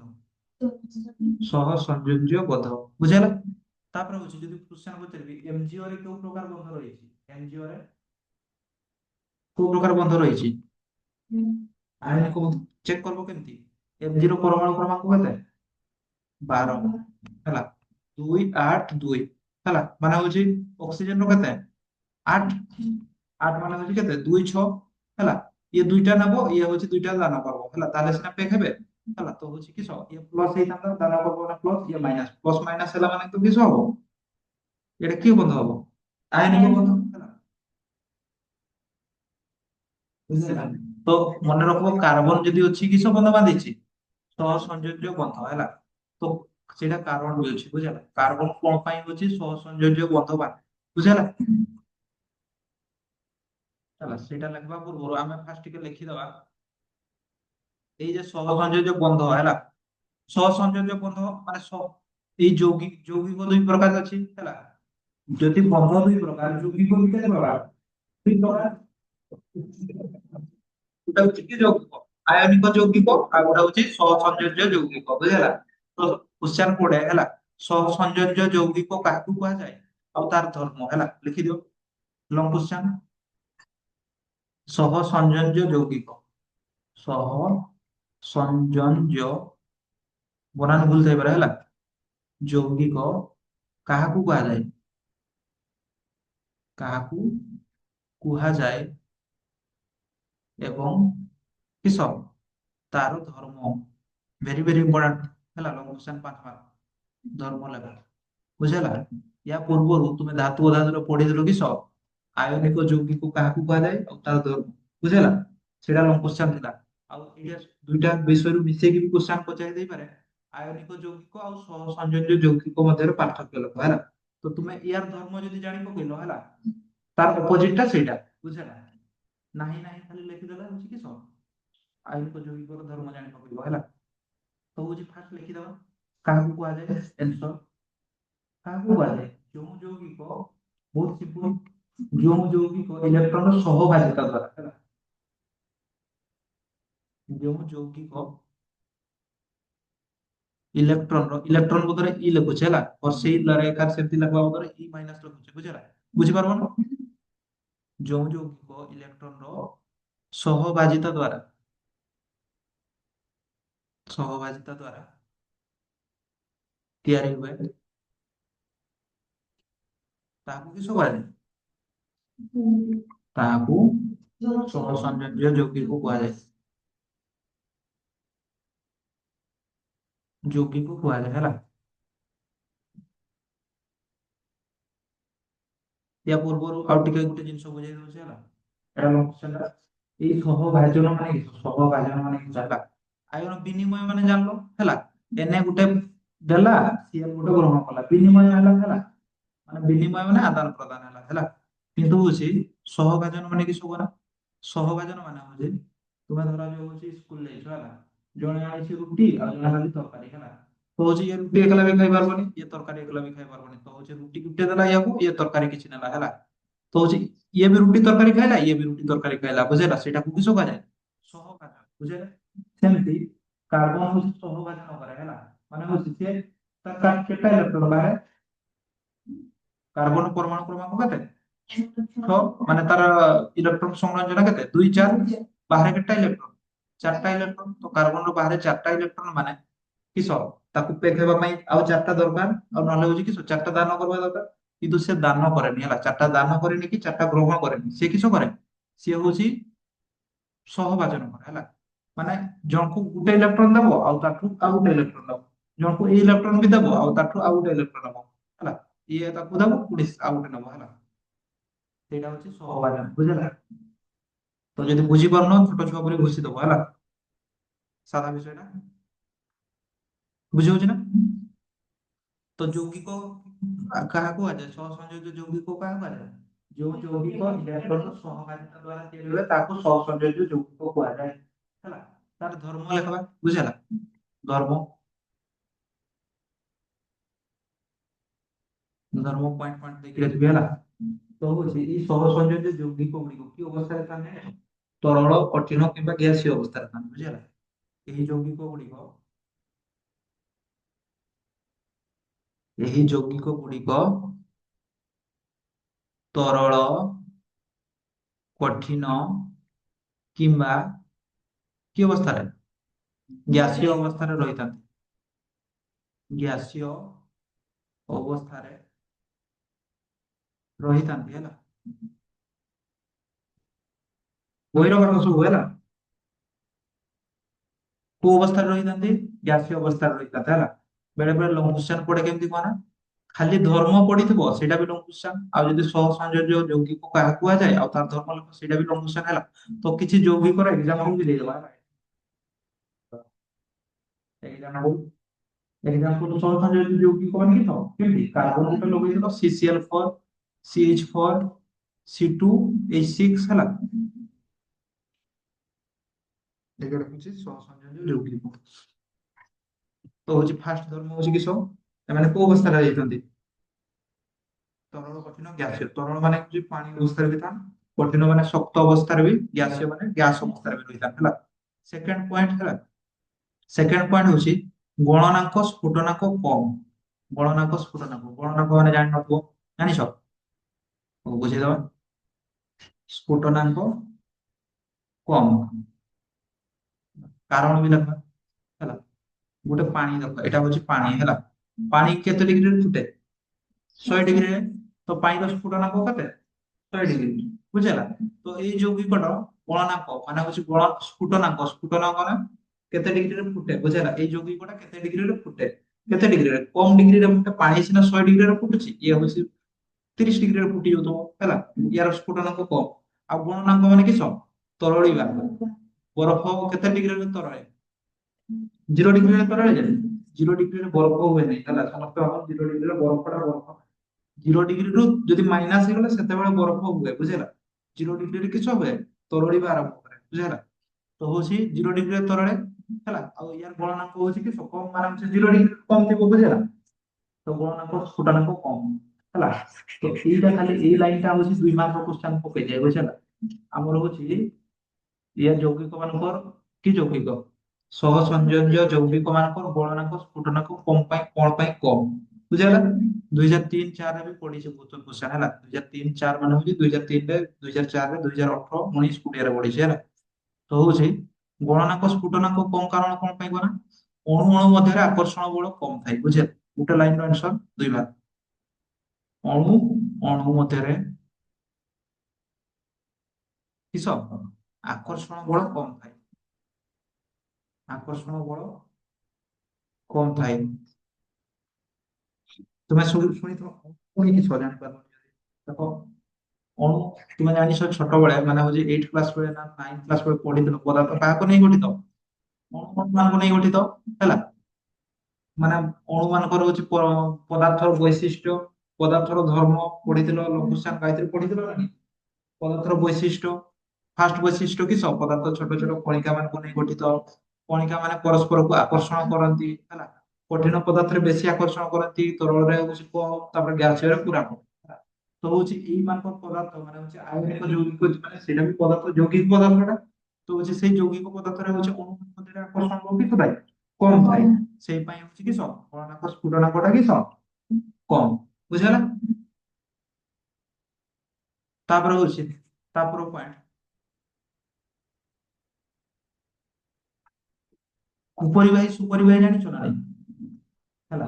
ଇଏ ହଉଛି ବିଦ୍ୟୁତ ସୁପରିବାହୀ ନା କୁପରିବାହୀ? ବିଦ୍ୟୁତ କୁପରିବାହୀ ହେଲା। ବିଦ୍ୟୁତ କିସ କୁପରିବାହୀ। କଣ ପାଇଁ? ଦେଖ, ବିଦ୍ୟୁତ ପରିବହନ ହେବା ପାଇଁ ହେଲେ ଆୟନ ଦରକାର। ଇଏ ଆୟନ ସୃଷ୍ଟି କରୁଛି କି? ଆୟନ ତ ସୃଷ୍ଟି କରୁନି। କାରଣ ହେଲା, ଏଇଟା ବି କ୍ୱେଶ୍ଚନ 2 ମାର୍କ କ୍ୱେଶ୍ଚନ ପଡିଯିବ ଖାଲି। ଆମର ଆୟନିକ ଯୌଗିକ ମାନେ ବିଦ୍ୟୁତ କୁପରିବାହୀ, କାରଣ କାରଣ କିସ ଆୟନ ସୃଷ୍ଟି କରନ୍ତି ନାହିଁ। ଆୟନ ସୃଷ୍ଟି କରନ୍ତି ନାହିଁ, ବୁଝିଲ। ତ ହଉଛି ଆୟନ ସୃଷ୍ଟି କରନ୍ତି ନାହିଁ ବୋଲି କିସ ହଉଛି ବିଦ୍ୟୁତ କୁପରିବାହୀ। ତାପରେ ହଉଛି ଦ୍ରବଣୀୟ ଅଦ୍ରବଣୀୟ ଜାଣିଛ? ଜାଣିଛ? ଦ୍ରବଣୀୟ ମାନେ ଯୋଉ ଜିନିଷଟା ପାଣିରେ ମିଳେଇ ଯାଏ ସେଟା ହଉଛି ଦ୍ରବଣୀୟ, ଆଉ ଯୋଉ ଜିନିଷଟା ପାଣିରେ ମିଳେଇ ଯାଏନି ସେଟା ହଉଛି ଅଦ୍ରବଣୀୟ। ତ ଏଇମାନେ ହଉଛି କି ଜଳରେ ଅଦ୍ରବଣୀୟ, ଜଳରେ ଅଦ୍ରବଣୀୟ। ଏତିକି ଲେଖିଦବ, ଲଙ୍ଗ କ୍ୱେଶ୍ଚନ ଫୁଲ କୁ ଫୁଲ ପାଇଯିବ। ବୁଝିଲା? Very very important long question. ବୁଝିପାରିଲ? ସହସଂଯୋଜ୍ୟ ଯୌଗିକ କାହାକୁ କୁହାଯାଏ? ଯେଉଁ ଯୌଗିକ ଇଲେକ୍ଟ୍ରନର ସହଭାଗିତା ଦ୍ୱାରା ତିଆରି ହୁଏ ତାକୁ ବି କୁହାଯାଏ ସହସଂଯୋଜ୍ୟ ଯୌଗିକ କୁହାଯାଏ। ଏକ୍ସାମ୍ପଲ ହେଲା, ସବୁବେଳେ ଏକ୍ସାମ୍ପଲ ଟିକେ ଲେଖିଦବ। ଧର୍ମ, ଏଇ ଯୌଗିକ ଗୁଡିକ କି ତାର ଥାନ୍ତି ତରଳ କଠିନ ଗ୍ୟାସୀୟ ଅବସ୍ଥାରେ ରୁହନ୍ତି। ପରମାଣୁ ସ୍ଫୁଟନାଙ୍କ କମ, କଣ ପାଇଁ? ଅଣୁଅଣୁ ମଧ୍ୟରେ ଆକର୍ଷଣ ବଳ କମ। ବିଦ୍ୟୁତକୁ ପରିବାହୀ କାରଣ କଣ ହୁଏ? ଆୟନ ସୃଷ୍ଟି କରିପାରନ୍ତି। ସେମାନେ ଜଳରେ ଅଦ୍ରବଣୀୟ। ବୁଝିଲା? ଏତିକିଟା ମନେ ଲେଖିଦବ ଲଘୁସାନ କମ୍ପ୍ଲିଟ ହେଲା। ତ ହଉଛି ଆଉ ଗୋଟେ ଇମ୍ପୋର୍ଟାଣ୍ଟ ଜିନିଷ, ଜଳରେ ଅଦ୍ରବଣୀୟ ହେଲା। ତ ୟା ପୂର୍ବରୁ ଏଇଟା ପଢିଥିଲ, ହଉଛି ୟା ପୂର୍ବରୁ କିସ ଏଇ ଲଙ୍ଗ କ୍ୱେଶ୍ଚନଟା ଆୟନିକ ଯୌଗିକରେ ବି ପୁରା ସେମିତି ହେଲା। ଆୟନିକ ଯୌଗିକ କାହାକୁ କୁହାଯାଏ? ତାର ଏକ୍ସାମ୍ପଲ, ହେଲା। ଆଉ ହଉଛି କିସ ଆୟନିକ ଯୌଗିକ କାହାକୁ କୁହାଯାଏ, ତାର ଏକ୍ସାମ୍ପଲ, ଆଉ ହଉଛି ତାର ଧର୍ମ। ସେଟା ବି ଲଙ୍ଗ କ୍ୱେଶ୍ଚନ ଥିଲା। କୋଉଠି ଥିଲା? ଧାତୁ ଅଧାତୁରେ ହେଲା। ତାପରେ ହଉଛି ଦେଖ, ମୁଁ କହିଥିଲି କିନ୍ତୁ କ୍ୱେଶ୍ଚନ ଆସେ ହେଲା। ଏମିତି ଗୋଟେ କ୍ୱେଶ୍ଚନ ବି ପଚାରିଦବ, ସି ସିଏଲ ଫୋର ମଧ୍ୟ ଦେଇ ବିଦ୍ୟୁତ ପ୍ରବାହିତ ହବ ନା ନାହିଁ? ବିଦ୍ୟୁତ ପ୍ରବାହିତ ହବ ନା ନାହିଁ? ନା ନାହିଁ କୁହ? କଣ ପାଇଁ ହବନି? କଣ ପାଇଁ? ସିଏସିଏଲ ଟା କିପରି ଯୌଗିକ? ସହସଂଯୋଜ୍ୟ ଯୌଗିକ ହେଲା। କିନ୍ତୁ ସିଏଲ ମଧ୍ୟ ଦେଇକି ବିଦ୍ୟୁତ ପ୍ରବାହିତ ହବ। ବୁଝିଲା? ସିଏଲ ଫୋର ଦେଇକି ସିସିଏଲ ଫୋର, କାର୍ବନ ଯଦି ଅଛି କି ସବୁ ବିଦ୍ୟୁତ ପ୍ରବାହିତ ହବନି ହେଲା। କାର୍ବନ ସିସିଏଲ ଫୋର ମଧ୍ୟ ଦେଇକି ବିଦ୍ୟୁତ ପ୍ରବାହିତ ହବନି। ଏମିତି କ୍ୱେଶ୍ଚନ ପଚାରି ଦବ ହେଲା। ସିସିଏଲ ଫୋର ଟା ହଉଛି ଜଳରେ ଦ୍ରବଣୀୟ ନା ଅଦ୍ରବଣୀୟ? କିସ? ଅଦ୍ରବଣୀୟ। ସିସିଏଲ ଫୋର ଟା ହଉଛି ଆମର ହଉଛି କି ଗଳନାଙ୍କ ସ୍ଫୁଟନାଙ୍କ କମ ନା ବେଶୀ? କମ। ବୁଝିଲା? ଦେଇପାରିବ, ଯେମିତି ଘୁରେଇକି ପଚାରିଲେ ବି ହେବା। ତାପରେ ହଉଛି କିଛି ପଢବା। ତାପରେ ହଉଛି ମୁଁ କହିଲି ନା, କାର୍ବନ କଣ ପାଇଁ ହଉଛି ସହ ସଂଯୋଜ୍ୟ ବନ୍ଧ ବାନ୍ଧେ? ସିଏ ତ ଆୟନିକ ବନ୍ଧ ବି ବାନ୍ଧି ପାରିଥାନ୍ତା, କଣ ପାଇଁ ବାନ୍ଧନ୍ତି ହେଲା? କ୍ୱେଶ୍ଚନ ଆକାରରେ ଲେଖିଦିଅ, କାର୍ବନ, ଏଇଟା ବି ଲଙ୍ଗ କ୍ୱେଶ୍ଚନ, ଲଙ୍ଗ କ୍ୱେଶ୍ଚନ ମାନେ 2 ମାର୍କ ହେଲା। 2 ମାର୍କ। କାର୍ବନ କଣ ପାଇଁ ଆୟନିକ ବନ୍ଧ ବାନ୍ଧେ ନାହିଁ? ଆୟନିକ ବନ୍ଧ ବାନ୍ଧେନି ହେଲା। ଏଇ କ୍ୱେଶ୍ଚନ ଟାକୁ ଏମିତି ଘୁରେଇକି ବି ପକେଇଦବ ହେଲା। ବା ଏମିତି ବି ପଡିପାରେ କ୍ୱେଶ୍ଚନ ଟା, କାର୍ବନ କଣ ପାଇଁ ସହ ସଂଯୋଜ୍ୟ ବନ୍ଧ ବାନ୍ଧେ? ସେଇ ଏକ ବୁଝୁଛି ନା? କଣ ପାଇଁ ସହ ସଂଯୋଜ୍ୟ ବନ୍ଧ ବାନ୍ଧେ? এটা ରେକର୍ଡ ହେଇକି ରହିଯିବ ହେଲା। ରେକର୍ଡ ହେଇକି ରହିଯିବ, ୟୁଟ୍ୟୁବରେ ରହିଯିବ ହେଲା। ତ ଦେଖିପାରିବ ବାର ବାର ହେଲା। ଯଦି ହଉଛି ଜଣେ ହଉଛି କିସ ପଢବ ବି ନାହିଁ, ଲେଖା ପ୍ରାକ୍ଟିସ ବି ହବନି, ଖାଲି ହଉଛି ଇୟରଫୋନ ପୁରେଇକି କିସ ହବ, ଖାଲି ମନେ ରହିଯିବ ହେଲା। କାର୍ବନ କଣ ପାଇଁ ସହସଂଯୋଜ୍ୟ ବନ୍ଧ ବାନ୍ଧେ ହେଲା। ଦୁଇଟା ରିଜନ ଅଛି ହେଲା। ଆଉ ନହେଲେ ଏମିତି ବି ପଢିପାରେ, କାର୍ବନ କଣ ପାଇଁ ଆୟନ ସୃଷ୍ଟି କରେନି? ବୁଝିଲା? କାର୍ବନ ପାଖରେ ଦୁଇଟା ଅପସନ ହେଲା। ଗୋଟେ ହଉଛି ଯୁକ୍ତ ଆୟନ ହେଇପାରିବ, ଆଉ ଗୋଟେ ହଉଛି କି ବିଯୁକ୍ତ ଆୟନ, ମାନେ ହଉଛି ଆନାୟନ ହେଇପାରିବ, ନହେଲେ ହଉଛି କାଟାୟନ ହେଇପାରିବ। କାଟାୟନ କୋଉଟା, ଆନାୟନ କୋଉଟା? ଏଟା ହଉଛି କାଟାୟନ, ଏଟା ହଉଛି ଆନାୟନ ହେଲା। ତ ହଉଛି ତୁ କାର୍ବନ ରହୁଛି ଇଲେକ୍ଟ୍ରନ ସଂରଚନା କିସ 2 4 କାର୍ବନ ର ଇଲେକ୍ଟ୍ରନ ସଂରଚନା କେତେ? 2 4। କାର୍ବନ ର ଇଲେକ୍ଟ୍ରନ ସଂରଚନା କେତେ? 2 4। ବୁଝିଗଲା? ତ ବାହ୍ୟତମ ଇଲେକ୍ଟ୍ରନ କେତେଟା ଅଛି? 4ଟା ହେଲା। ତ ଆନାୟନ, ଆନାୟନ ମାନେ କିସ ନେଗେଟିଭ ଚାର୍ଜ। ଆନାୟନ ମାନେ କିସ 4ଟା ଗ୍ରହଣ କରିବ ହେଲା। କେତେଟା ଗ୍ରହଣ କରିବ? 4ଟା ଗ୍ରହଣ କରିବ, ମାନେ ହଉଛି -4 ହେଲା। 4ଟା ଇଲେକ୍ଟ୍ରନ ଗ୍ରହଣ करवा ମାନେ କିସ କାର୍ବନ 4ଟି ଇଲେକ୍ଟ୍ରନ ଗ୍ରହଣ करवा ଲେଖିବି ଯାହା C-4 ଲେଖିଦେଲେ ସେଇଟା ବୁଝେଇବି। ବୁଝିଲା? କାର୍ବନ 4ଟା ଇଲେକ୍ଟ୍ରନ ଗ୍ରହଣ କଲେ କିସ ହେଇଯିବ? ତାର ଟୋଟାଲ ଇଲେକ୍ଟ୍ରନ କେତେଟା ଥିଲା? 6ଟା। 4ଟା ଗ୍ରହଣ କଲେ କେତେଟା ହେଇଯିବ? 10ଟା ହେଲା। ତ ଗୋଟେ ନ୍ୟୁକ୍ଲିୟସ ହେଲା 10ଟା ଇଲେକ୍ଟ୍ରନକୁ ସମ୍ଭାଳି ପାରେନି। ବୁଝିଲା? ଆୟତ୍ତ କରି ରଖି ପାରେନି। ସେଇଟା ଗୋଟେ ଫାର୍ଷ୍ଟ ପଏଣ୍ଟ ହେଲା। ସେଇ ପାଇଁ ହଉଛି ଚାରିଟା ଗ୍ରହଣ କରେନି ବୁଝିଲା। ଆଉ ହଉଛି ଆଉ ଗୋଟେ ଅପସନ ରହିବ କିସ କାଟାୟନ ହେଇପାରିବ ମାନେ ହଉଛି କିସ ଦାନ କରିକି ପ୍ଲସ୍ କରିପାରିବ ହେଲା। ୟା ମାନେ କିସ ଚାରିଟା ଇଲେକ୍ଟ୍ରନ ଦାନ କରିଦବ ତ ହଉଛି ଚାରିଟା ଇଲେକ୍ଟ୍ରନ କଣ ପାଇଁ ଦାନ କରିବ? ଚାରିଟା ଇଲେକ୍ଟ୍ରନ ଦାନ କରିବା ପାଇଁ ବହୁତ ଶକ୍ତି ଆବଶ୍ୟକ ହେଲା ଯାହା କାର୍ବନକୁ ମିଳେନି ବୁଝିଲା। ସେଇ ପାଇଁ ହଉଛି କାଟାୟନ ବି ସୃଷ୍ଟି କରିପାରେ। ଫାର୍ଷ୍ଟ ପଏଣ୍ଟ ଲେଖିବି ସେ ଆନାୟନ କଣ ପାଇଁ ହେଇପାରେନି। ସେକେଣ୍ଡ ପଏଣ୍ଟ ଲେଖିବି କାଟାୟନ କଣ ପାଇଁ ହେଇପାରେ। ତ ୟା ପାଖରେ ଦାନ କରିବାର ଅପସନ ବି ନାହିଁ କି ଗ୍ରହଣ କରିବାର ଅପସନ ବି ନାହିଁ ତ କିସ କରିବ ସେ ହଉଛି ସହଭାଜନ କରିବ ହେଲା। ସହସଂଯୋଜ ବନ୍ଧ ତିଆରି କରିବ ସହଭାଜନ କରି ହେଲା। ତ ଘୁଷି ଦବ ହେଲା ଯେ ବୁଝିପାରୁନ କିସ କରିବ ଘୁଷି ଦବ ଛୋଟ ଛୁଆ ପରି ହେଲା। କାର୍ବନ ସହସଂଯୋଜ ବନ୍ଧ ବାନ୍ଧେ କାର୍ବନ ସହସଂଯୋଜ ବନ୍ଧ ବାନ୍ଧେ ହେଲା। ପାଞ୍ଚ ଛଅ ଖଣ୍ଡ ଲେଖିଦେଲେ ତ ହେଇଯିବ ମାନେ ବୁଝିଗଲା। ଏଇଟା ଇମ୍ପୋର୍ଟାଣ୍ଟ କ୍ୱେଶ୍ଚନ ହେଲା। ବହିରେ ଏତେ ସିଧା ଆନ୍ସର ପାଇବନି ବୁଝିଗଲା। ଫାର୍ଷ୍ଟ ପଏଣ୍ଟ ହଉଛି କାରଣ ଫାର୍ଷ୍ଟ କାରଣ ହଉଛି କିସ କାର୍ବନ ସି ପ୍ଲସ୍ ଫୋର କାଟାୟନ ୟା ମାନେ କିସ ହୁआ ନା ସି ପ୍ଲସ୍ ଫୋର ମାନେ କିସ ଚାରିଟି ଇଲେକ୍ଟ୍ରନ ଦାନ କରିବା ପାଇଁ ହେଲା। ଚାରିଟି ଇଲେକ୍ଟ୍ରନ ଦାନ କରିବା ପାଇଁ ସେ ଚାରିଟି ଇଲେକ୍ଟ୍ରନ ଦାନ କରିବା ପାଇଁ ଲେଖିବା ଯାହା ସି ପ୍ଲସ୍ ଫୋର କାଟାୟନ ଲେଖିବା ତାହା ବୁଝିହେଲା ନା ଲେଖିବି ଚାରିଟି ଇଲେକ୍ଟ୍ରନ ଦାନ କରିବା ପାଇଁ ଲେଖିବିନି ହେଲା ତୁମେ ମାନେ ବଡ ହେଇଛ। ତ ହଉଛି କିସ କାର୍ବନ ସି ପ୍ଲସ୍ ଫୋର କାଟାୟନ ହେବା ପାଇଁ କିସ ଦରକାର କିସ ଦରକାର ଚାରିଟା ଇଲେକ୍ଟ୍ରନ ଦାନ କରିବା ପାଇଁ କିସ ଦରକାର ଅଧିକ ଶକ୍ତି ଦରକାର। କାଟାୟନ ହେବା ପାଇଁ ଅଧିକ ଶକ୍ତି ଦରକାର। ଅଧିକ ଶକ୍ତି ଆବଶ୍ୟକ କରେ ହେଲା। କିନ୍ତୁ କାର୍ବନ ପାଇନି ସେତିକି ଶକ୍ତି ହେଲା ସେଇ ପାଇଁ ହଉଛି କି ସି ପ୍ଲସ୍ ଫୋର ହେଇପାରେ ବୁଝିଲ ମାନେ ଚାରିଟା ଇଲେକ୍ଟ୍ରନ ଦାନ କରିପାରେ। ଆଉ ହଉଛି କି carbon C minus four second point carbon C minus four anion ହେବା ପାଇଁ କିସ ଦରକାର ଆନାୟନ ହେଲେ ମନଟା ଲେଖ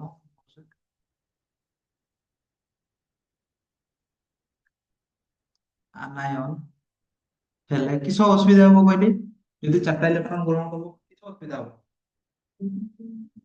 ଚାରିଟା ଇଲେକ୍ଟ୍ରନ ଦାନ କଲେ ଅଧିକ ଶକ୍ତି ଚାରିଟା ଇଲେକ୍ଟ୍ରନ ଗ୍ରହଣ କଲେ କିଛି ଅସୁବିଧା ହବ ଟୋଟାଲ ହେଇଯିବ 10ଟା 10ଟା ହେଇଗଲେ ନ୍ୟୁକ୍ଲିୟସ ଆୟତ୍ତ କରି ରଖି ପାରବନି ହେଲା। କାର୍ବନ ସି ମାଇନସ ଫୋର ଆନାୟନ ହେଲେ ଏହାର ଟୋଟାଲ ଇଲେକ୍ଟ୍ରନ କେତେ ହେଇଯାଏ ଏହାର ମୋଟ ଇଲେକ୍ଟ୍ରନ ଇଲେକ୍ଟ୍ରନ ଆଉ ସେମିତି ଇ ଉପରେ ମାଇନସ ଦେଇଦେଲେ ବୁଝିଯିବ ନା ଇଲେକ୍ଟ୍ରନ ବୋଲି ଏହାର ମୋଟ ଇଲେକ୍ଟ୍ରନ କେତେ ହେଇଯାଏ 10ଟି ହୋଇଯାଏ ହୋଇଯାଏ ହେଲା। ଯାହାକୁ ନ୍ୟୁକ୍ଲିୟସ ଆୟତ୍ତ କରି ରଖିପାରେ ନାହିଁ ଯାହାକୁ ନ୍ୟୁକ୍ଲିୟସ ସମ୍ଭାଳି ପାରେ ନାହିଁ ସମ୍ଭାଳିବା ଆୟତ୍ତ କରି ରଖିପାରେ ନାହିଁ ହେଲା। ନ୍ୟୁକ୍ଲିୟସ ସମ୍ଭାଳି ପାରେନି ଏଇ ଦୁଇଟା ହଉଛି କାରଣ ହେଲା। ତଳେ ଲେଖିଦବ ଏଣୁ କାର୍ବନ କିସ ବନ୍ଧ ମାନେ ସଂଯୋଜ ବନ୍ଧ ମାନେ ଏଣୁ କାର୍ବନ ଏଣୁ କାର୍ବନ ସହ ସଂଯୋଜ୍ୟ ବନ୍ଧ ବାନ୍ଧେ କିମ୍ବା ହଉଛି ଏଣୁ କାର୍ବନ ହଉଛି କିସ ଆୟନିକ ବନ୍ଧ ବାନ୍ଧେନି ବନ୍ଧ ବାନ୍ଧେ ବୁଝିପାରିଲ ହେଲା। ତ ରିଭିଜନ ଆଉ ଥରେ ଦେଖ ଆଉ ଥରେ ଫାର୍ଷ୍ଟ ରୁ କହୁଛି ହେଲା ଲେଖି ସାରିଲଣି ହେଲା ବହି ପଢବା ଦରକାର ନାହିଁ ହେଲା।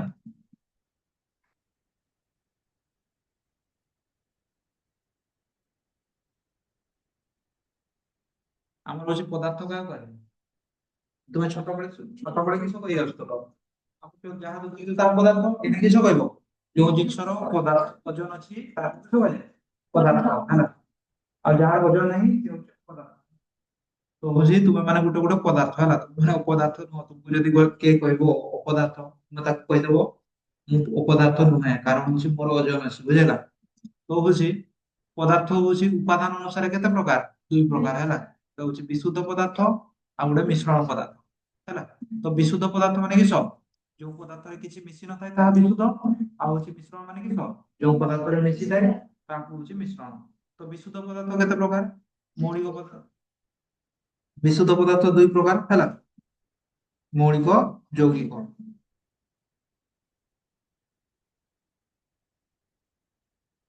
ମୌଳିକ ଯୌଗିକ ହେଲା। ତ ହଉଛି ମୌଳିକ ପଦାର୍ଥ ଦୁନିଆରେ କେତେଟା ଅଛି 118ଟା ହେଲା 118ଟା ଯେ କିନ୍ତୁ ହଉଛି ନା 121ଟା ବି ହେଇଯାଇଛି ହେଲା ବହିରେ କିନ୍ତୁ ସେଟା ମେନସନ କରେନି 118ଟା ମୌଳିକ ପଦାର୍ଥ ଅଛି ହେଲା ତ 118ଟା ମୌଳିକ ପଦାର୍ଥ ଆଉ ଯୌଗିକ ପଦାର୍ଥରେ କିଏ ସବୁ ମାନେ ଏଇ ଧର ଯୋଉ ହଉଛି ମୌଳିକ ପଦାର୍ଥ 118 କାର୍ବନ ଆଉ ନାଇଟ୍ରୋଜେନ ଏମାନେ ଦି ଜଣ ମିଶିକି ଯୌଗିକ ଗୋଟେ ତିଆରି କରିବ ମୌଳିକ ମୌଳିକ ମିଶିଲେ ହଉଛି କିସ ତିଆରି କରିବ ଯୌଗିକ ବୁଝିଲା ତ ଯୌଗିକଟା ଅସଂଖ୍ୟଟା ଅଛି ବୁଝିଲା 118ଟା ଜିନିଷକୁ କାର୍ବନ ନାଇଟ୍ରୋଜେନ ମିଶେଇ ଦବ ଗୋଟେ ତିଆରି କର କାର୍ବନ ସହ ଅକ୍ସିଜେନ ମିଶେଇ ଦବ ଗୋଟେ ତିଆରି କର ହେଲା ତ ବହୁତ ପ୍ରକାର ଯୌଗିକ ଅଛି ବୁଝିଲା ତ ହଉଛି ମୌଳିକ ପୁଣି କେତେ ପ୍ରକାର ବିଭକ୍ତ କରାଯାଇଛି ତିନି ଭାବରେ ଧାତୁ ଅଧାତୁ ମିଶ୍ର ଧାତୁ ବୁଝିଲା ତ ଧାତୁ ଅଧାତୁ ମିଶ୍ର ଧାତୁ ବିଷୟରେ ଧାତୁ ଅଧାତୁ ବିଷୟରେ ପଢା ହେଇଥିଲା ମାନେ ପଢା ହେଇଥିଲା ହେଇଛି ମୋର ହେଇଥିବ କି କିସ ଆମେ ଯଦି ପଢବା ବୁଝେଇବି ସେତେବେଳେ ହେଲା ତ ଧାତୁ ଅଧାତୁ ହଉଛି ଧାତୁର ଭୌତିକ ଗୁଣ ପଢବା ଧାତୁର ରାସାୟନିକ ଗୁଣ ପଢବା ହେଲା ତ ଧାତୁ କେତେଟା ଅଛି 92ଟି ଅଧାତୁ 26ଟି ବୁଝିଲା ତ ହଉଛି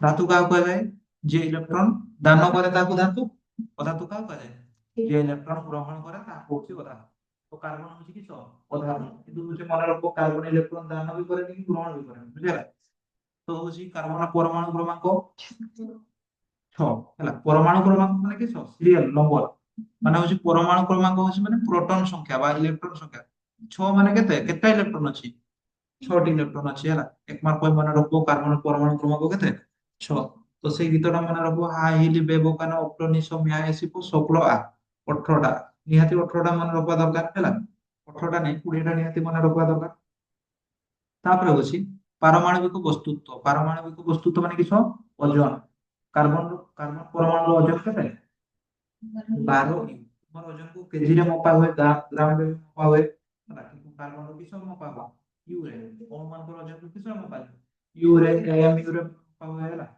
ତାପରେ ଇଲେକ୍ଟ୍ରନ ସଂରଚନା କେତେ 2 4 ତ ହଉଛି ତୁମେ କାଲି ସବୁ ମାନେ ହଉଛି ମୌଳିକର ହଉଛି ଇଲେକ୍ଟ୍ରନ ସଂରଚନା ବାହାର କରିପାରିବ ନା ଇଲେକ୍ଟ୍ରନ ସଂରଚନା କେମିତି କେ ଏଲ ଏମ ଏନ ହେଲା କେ ଘରେ ରହିପାରିବ ଦୁଇଟା ଆଠଟା ଆଠଟା ଆଠଟା ହେଲା ତ ଏଠି ଫାଷ୍ଟ ବସେଇବ ହେଲା ପରମାଣୁ କ୍ରମାଙ୍କ ଲେଖିଦେଲ ଏଠି ବସେଇଦେଲ ଯଦି ଏଇ ଘରଟା ପ୍ୟାକ୍ ହେଇଗଲା ନେକ୍ସଟ କୁ ଯିବ ନେକ୍ସଟ ଟା ପ୍ୟାକ୍ ହେଲେ ତାପରେ ନେକ୍ସଟ କୁ ଯିବ ବୁଝା ସେଇଟା ହଉଛି ଇଲେକ୍ଟ୍ରନ ସଂରଚନା ତ ଡାଇରେକ୍ଟ କ୍ୱେଶ୍ଚନ ବି ପଚାରି ଯେ କାର୍ବନର ଇଲେକ୍ଟ୍ରନ ସଂରଚନା କେତେ 2 4 ହେଲା ଆଉ ନହେଲେ କ୍ୱେଶ୍ଚନ ବି ପଚାରି ଦେବ କିସ ଆମର କାର୍ବନର ହଉଛି ଅ, ବାହାରେ କେତେଟା ଇଲେକ୍ଟ୍ରନ ଅଛି 4ଟା ଆଉ ହଉଛି କାର୍ବନର ଯୋଜ୍ୟତା 4 ଯୋଜ୍ୟତା କେମିତି ବାହାର କଲ ଜାଣିଛ ନା ୟା ପୂର୍ବର ଯୋଜ୍ୟତା ହଉଛି କିସ ବାହାରେ ଯେଟା ଅଛି ସେଇଟା ହଉଛି ତାର ଯୋଜ୍ୟତା ଆଉ ୟା ପର ଯୋଜ୍ୟତା କେମିତି ବାହାର କର 8 ମାଇନସ 4 8 ମାଇନସ 5 ହେଲା ତାପରେ ହଉଛି ଭୂତ୍ୱକରେ କେତେ ରହିଛି କାର୍ବନ 0.02% ତାପରେ ହଉଛି ବାୟୁମଣ୍ଡଳରେ 0.03% ହେଲା ସବୁଠୁ ବେଶୀ ରହିଛି ଯୌଗ କ୍ଷାରଯାନ ହେଲା ତ ଏତେ କମ ରହିକି ବି କାର୍ବନ ବିଷୟରେ ଆମେ କଣ ପାଇଁ ପଢୁଛେ ଗୁରୁତ୍ୱପୂର୍ଣ୍ଣ କଣ ପାଇଁ କାର୍ବନ ବିଷୟରେ ଗୁରୁତ୍ୱପୂର୍ଣ୍ଣ କଣ ପାଇଁ କାର୍ବନ ହଉଛି ସବୁ ଜିନିଷରେ ରହିଛି ଯେମିତି ହଉଛି ମେଡିସିନରେ ରହିଛି ମଣିଷ ଶରୀରରେ ଖାଦ୍ୟ ହେଲା ତ ଏଇଟା ଦେଖୁଛ ଏତିକି ଟିକେ ଆନ୍ସର ଦେଖୁଛ କିନ୍ତୁ ହଉଛି କି ଇମ୍ପୋର୍ଟାଣ୍ଟ ବୁଝିଲା ତାପରେ ହଉଛି ବନ୍ଧ ବନ୍ଧ କେତେ ପ୍ରକାର ଦୁଇ ପ୍ରକାର ଗୋଟେ ହଉଛି ଆୟନିକ ବନ୍ଧ ଆଉ ଗୋଟେ ସହସଂଯୋଗୀ ବନ୍ଧ ହେଲା ଏମିତି ଆହୁରି ବହୁତ ପ୍ରକାର ବନ୍ଧ ଥିବ ହେଲା କିନ୍ତୁ ହଉଛି ଆମକୁ କେତେ ବନ୍ଧ ବିଷୟରେ ଜାଣିବାର ଅଛି ଦୁଇଟା ବନ୍ଧ ବିଷୟରେ ହେଲା ଆଉ ହଉଛି ହୀରାକୁଦ ବନ୍ଧ ସେଇଟା ବି ଅଛି ହେଲା ଆୟନିକ ବନ୍ଧ ମାନେ ହଉଛି କିସ ବନ୍ଧ ଏଇଟା ହଉଛି ଏଇ ଲଘୁଚାପ କୋଉଠି ପଢିଥିଲେ ଧାତୁ ଅଧାତୁରେ ହେଲା କହିଲି ଧାତୁ ଅଧାତୁରେ ଅଛି ଏଇଟା ହେଲା ତ ଧାତୁ ଅଧାତୁ ବି ପଢେଇବେ ହେଲା ବର୍ଷ ବୁଝିଥିବନି ପଢେଇଦେବି ପୁରା କ୍ଲିୟର ହେଇଯିବ ତ ହଉଛି ଆୟନିକ ବନ୍ଧ ମାନେ ହଉଛି ଆୟନ ବିନିମୟ ଦ୍ୱାରା ତିଆରି ହେଇଥାଏ ମାନେ ହଉଛି ଗୋଟେ ଇଲେକ୍ଟ୍ରନ ଆୟନ ବିନିମୟ ମାନେ ଇଲେକ୍ଟ୍ରନ ବିନିମୟ ଦ୍ୱାରା ତିଆରି ହେଇଥାଏ ବୁଝିଲା ଯେମିତି NaCl କି ବନ୍ଧ ରହିଛି ଆୟନିକ ବନ୍ଧ ଆଉ ସହ ସଂଯୋଜ୍ୟ ବନ୍ଧ ଏଇଟା ହଉଛି କି କେମିତି ତିଆରି ହେଇଥାଏ ଇଲେକ୍ଟ୍ରନର ସହଭାଜନ ଦ୍ୱାରା ତିଆରି ହେଇଥାଏ ବୁଝିଲା ଯେମିତି ହଉଛି CCl4 CH4 ହେଲା ତ ସହ ସଂଯୋଜ୍ୟ ବନ୍ଧ ଅଛି ବୋଲି କେମିତି ଜାଣ କାର୍ବନ ଅଛି କାର୍ବନକୁ ଯଦି ଦେଖିପାରିଲ କି ବନ୍ଧ ଅଛି ସହ ସଂଯୋଜ୍ୟ ବନ୍ଧ ତାପରେ ହଉଛି ଲଘୁଚାପ ସହ ସଂଯୋଜ୍ୟ ବନ୍ଧ ସହ ସଂଯୋଜ୍ୟ ଯୌଗିକ କାହାକୁ କୁହାଯାଏ ଏବଂ ତାର ଧର୍ମ ଲେଖ ବୁଝିଲା ଏଠି ଯଦି ଯୌଗିକ ବଦଳରେ କିସ ବନ୍ଧ ବି କହିଦବ ଖାଲି ଯାହା ବନ୍ଧ ଚେଞ୍ଜ କରିବ ବୁଝିଲା ତ ହଉଛି କାହାକୁ କୁହାଯାଏ ଯେଉଁ ଯୌଗିକ ଇଲେକ୍ଟ୍ରନର ସହଭାଜନ ଦ୍ୱାରା ତିଆରି ହେଇଥାଏ ତାକୁ ସହ ସଂଯୋଜ୍ୟ ଯୌଗିକ କୁହାଯାଏ ଏକ୍ସାମ୍ପଲ ଦୁଇଟା ଭିତରେ ହେଇଗଲା ନା ଆହୁରି ବି ଦେଇପାରିବ ବୁଝିଲା ଆହୁରି ଦେଇପାରିବ C3 କରିବ ଯଦି କେତେ କରିବ ଏଠି H 3 9 ବି କରିପାରିବ ଆଉ ନହେଲେ କେତେ 3 ଦୁଣେ 6 3 9 ସେଇଟା ବି କରିପାରିବ ହେଲା ବୁଝିପାରିଲ ଏଇଟା ବି କରିପାରିବ ଆଉ ନହେଲେ କିସ 3 ଦୁଣେ C3 ଏଇଟା ବି କରିପାରିବ ବୁଝିପାରିଲ ତ ଏମିତି କେମିତି ତିଆରି କରନ୍ତି ଯୌଗିକ ଗୁଡା ଶିଖେଇଦେବେ ହେଲା ଏଇଠି ଏଇ ବିଷୟରେ ହିଁ ପଢବା ହେଲା ତାପରେ ହଉଛି କିସ ଧର୍ମ ୟାର ଧର୍ମ କିସ ଫାର୍ଷ୍ଟ ଧର୍ମ ମାନେ ହଉଛି ଦେଖତେ କେମିତି ତରଳ କଠିନ ବା ଗ୍ୟାସୀୟ ତାପରେ ହଉଛି ଏମାନଙ୍କର ଗଳନାଙ୍କ ସ୍ଫୁଟନାଙ୍କ କମ ସବୁଠୁ କମ କଣ ପାଇଁ আকর্ষণ বল কম ଥାଏ ହେଲା ତ ଏଇଟା ଲଘୁ କ୍ୱେଶ୍ଚନ ବି ପଡେ ସରି 2 ମାର୍କ କ୍ୱେଶ୍ଚନ ବି ପଡେ ଆମର ଗଳନାଙ୍କ ସ୍ଫୁଟନାଙ୍କ କେମିତି ଆଉ ହଉଛି ତାର ମାନେ କାରଣ କଣ କଣ ଆଉ କାରଣ ଅଛି ଅଣୁ ମଧ୍ୟରେ আকর্ষণ ବଳ କମ ଥାଏ ତାପରେ ହଉଛି ବିଦ୍ୟୁତ କୁ ପରିବାହୀ କାରଣ କଣ ପଡେ ହେଲା ବିଦ୍ୟୁତ ପରିବାହୀ ପଚାରିବ ତାପରେ କାରଣ କଣ ପାଇଁ ଆୟନ ସୃଷ୍ଟି କରନ୍ତି ବିଦ୍ୟୁତ କେତେବେଳେ ଯିବ ଗୋଟେ ଆୟନ ସୃଷ୍ଟି ହେଲେ ହେଇକି ବିଦ୍ୟୁତ ଯିବ ହେଲା ଆଉ ସେ ଜଳରେ ଅଦ୍ରକ ତାପରେ ହଉଛି କିସ ପଢେଇଥିଲି କାର୍ବନ କଣ ପାଇଁ ଆୟନିକ ବନ୍ଧ ବାନ୍ଧେନି ହେଲା ଆୟନିକ ବନ୍ଧ କଣ ପାଇଁ ବାନ୍ଧେନି ବା କାର୍ବନ କଣ ପାଇଁ ସହସଂଯୋଜ୍ୟ ବନ୍ଧ ବାନ୍ଧେନି ହେଲା ତ ତାର କେତେଟା କାରଣ ଦୁଇଟା କାରଣ ମାନେ ହଉଛି ଆୟନ ହେବା ପାଇଁ ମାନେ C+ କାଟାୟନ ହେବା ପାଇଁ କିସ ଦରକାର ଅଧିକ ଶକ୍ତି ଦରକାର ଆଉ ହଉଛି C- ଆନାୟନ ହେବା ପାଇଁ କିସ ଦରକାର ଆନାୟନ ହେଲେ କିସ ପ୍ରୋବ୍ଲେମ ହୁଏ 10ଟା ହେଇଯାଏ ହେଲା 10ଟାକୁ ସମ୍ଭାଳି ପାରେ ବୁଝିଗଲ ବୁଝିପାରିଲ ନା ବୁଝିପାରିଲ ତ ଠିକ ଅଛି ତାପରେ ହଉଛି କିସ ପଢବା ପରେ ତାପରେ ପଢବା ହଉଛି ବନ୍ଧ ହେଲା ବନ୍ଧ ହେଲା ଏଇ ବନ୍ଧ ହେଲା ସହସଂଯୋଗ ବନ୍ଧ ପଡିଲେ ଯେ ସହସଂଯୋଗ ବନ୍ଧ କେତେ ପ୍ରକାର ପଡିବ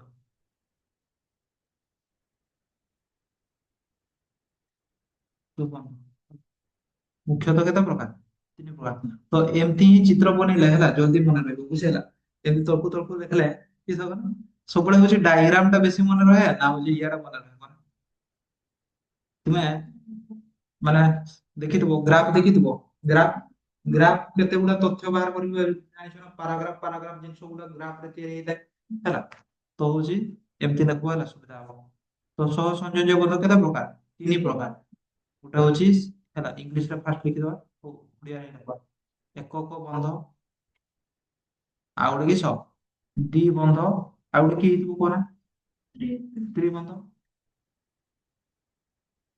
ତ୍ରିବନ୍ଧ ହେଲା ତ ହଉଛି ୟାର ଚିତ୍ର ହଉଛି ଏମିତି ୟାର ଚିତ୍ର ହଉଛି ଏମିତି ତାର ଚିତ୍ର ହଉଛି ବନେଇ ପାରିବ ୟାର ଚିତ୍ର ବନେଇ ପାରିବ କେମିତି ତିନିଟା ଗାର ହେଲା ଦେଖତେ କେମିତି ଏମିତି ହେଲା ଭୁଲ ଦବନି ହେଲା ଟିକେ ଏମିତି ଦେଖିବି ତ ହଉଛି ଗୋଟେ କ୍ୱେଶ୍ଚନ ଆସେ ହେଲା କୋଉ କୋଉ କୋଉ ମାନେ ହଉଛି ନାଇଟ୍ରୋଜେନ ଭିତରେ କି ବନ୍ଧ ଅଛି କ୍ଲୋରିନ ଭିତରେ ମାନେ ହଉଛି ଏମିତି କ୍ୱେଶ୍ଚନ ଡାଇରେକ୍ଟ ପଚାରିଦବ ହେଲା Cl2 ରେ କୋଉ ବନ୍ଧ ଅଛି ବୁଝିହେଲା ମନେ ରଖ Cl2 ରେ କି ବନ୍ଧ ଅଛି ଏକକ ବନ୍ଧ ଅଛି ବୁଝିହେଲା ଆଉ ଅଛି ଆମର ଅକ୍ସିଜେନ O2 ରେ କେଉଁ ପ୍ରକାର ବନ୍ଧ ଅଛି ଜାଣିଛ 2 ବନ୍ଧ ଅଛି ହେଲା ଆଉ ହଉଛି ସର୍ଟ କ୍ୱେଶ୍ଚନ ପାଇଁ ଇମ୍ପୋର୍ଟାଣ୍ଟ ହେଲା ଆଉ ହଉଛି ନାଇଟ୍ରୋଜେନ ଡାଇଅକ୍ସାଇଡ ରେ କୋଉ ପ୍ରକାର ବନ୍ଧ ଅଛି ତ୍ରିବନ୍ଧ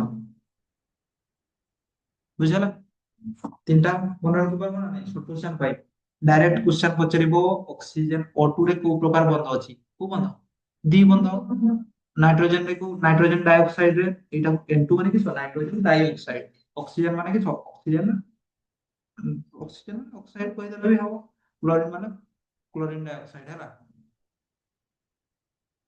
ଆକ୍ଚୁଆଲି କ୍ଲୋରିନ ଡାଇଅକ୍ସାଇଡ ଏଇଟା ହଉଛି କ୍ଲୋରାଇଡ ହେଲା N2 ମାନେ ହଉଛି ସେଇଟା ବି ନାଇଟ୍ରୋଜେନ ବୁଝିହେଲା ନାଇଟ୍ରୋଜେନ ଡାଇଅକ୍ସାଇଡ NO2 ମାନେ ନାଇଟ୍ରୋଜେନ ଡାଇଅକ୍ସାଇଡ ହେଲା ତ ହଉଛି କ୍ୱେଶ୍ଚନ ପଚାରିଦବ ହେଲା ତ ଏମିତି ଯୋଉ ଧର ଯୋଉ କ୍ୱେଶ୍ଚନ ପଚାରିଲା କୋଉ ଉତ୍ତରଟି ଠିକ ହେଲା ଏଇଟା ଠିକ ହବ ନା ହଉଛି ଏଇଟା ଠିକ ହବ ନା ହଉଛି ଏଇଟା ଠିକ ହବ କୋଉଟା ଠିକ ହବ ବୁଝିହେଲା ଏମିତି ପଢିଲେ କରିପାରିବ ହେଲା ଭେରି ଭେରି ଇମ୍ପୋର୍ଟାଣ୍ଟ ତିନିଟା ବିଷୟରେ ତୁମ ବହିରେ ବି ତିନିଟା ବିଷୟରେ ଅଛି ବୁଝିହେଲା ବୁଝିପାରିଲ ତାପରେ ହଉଛି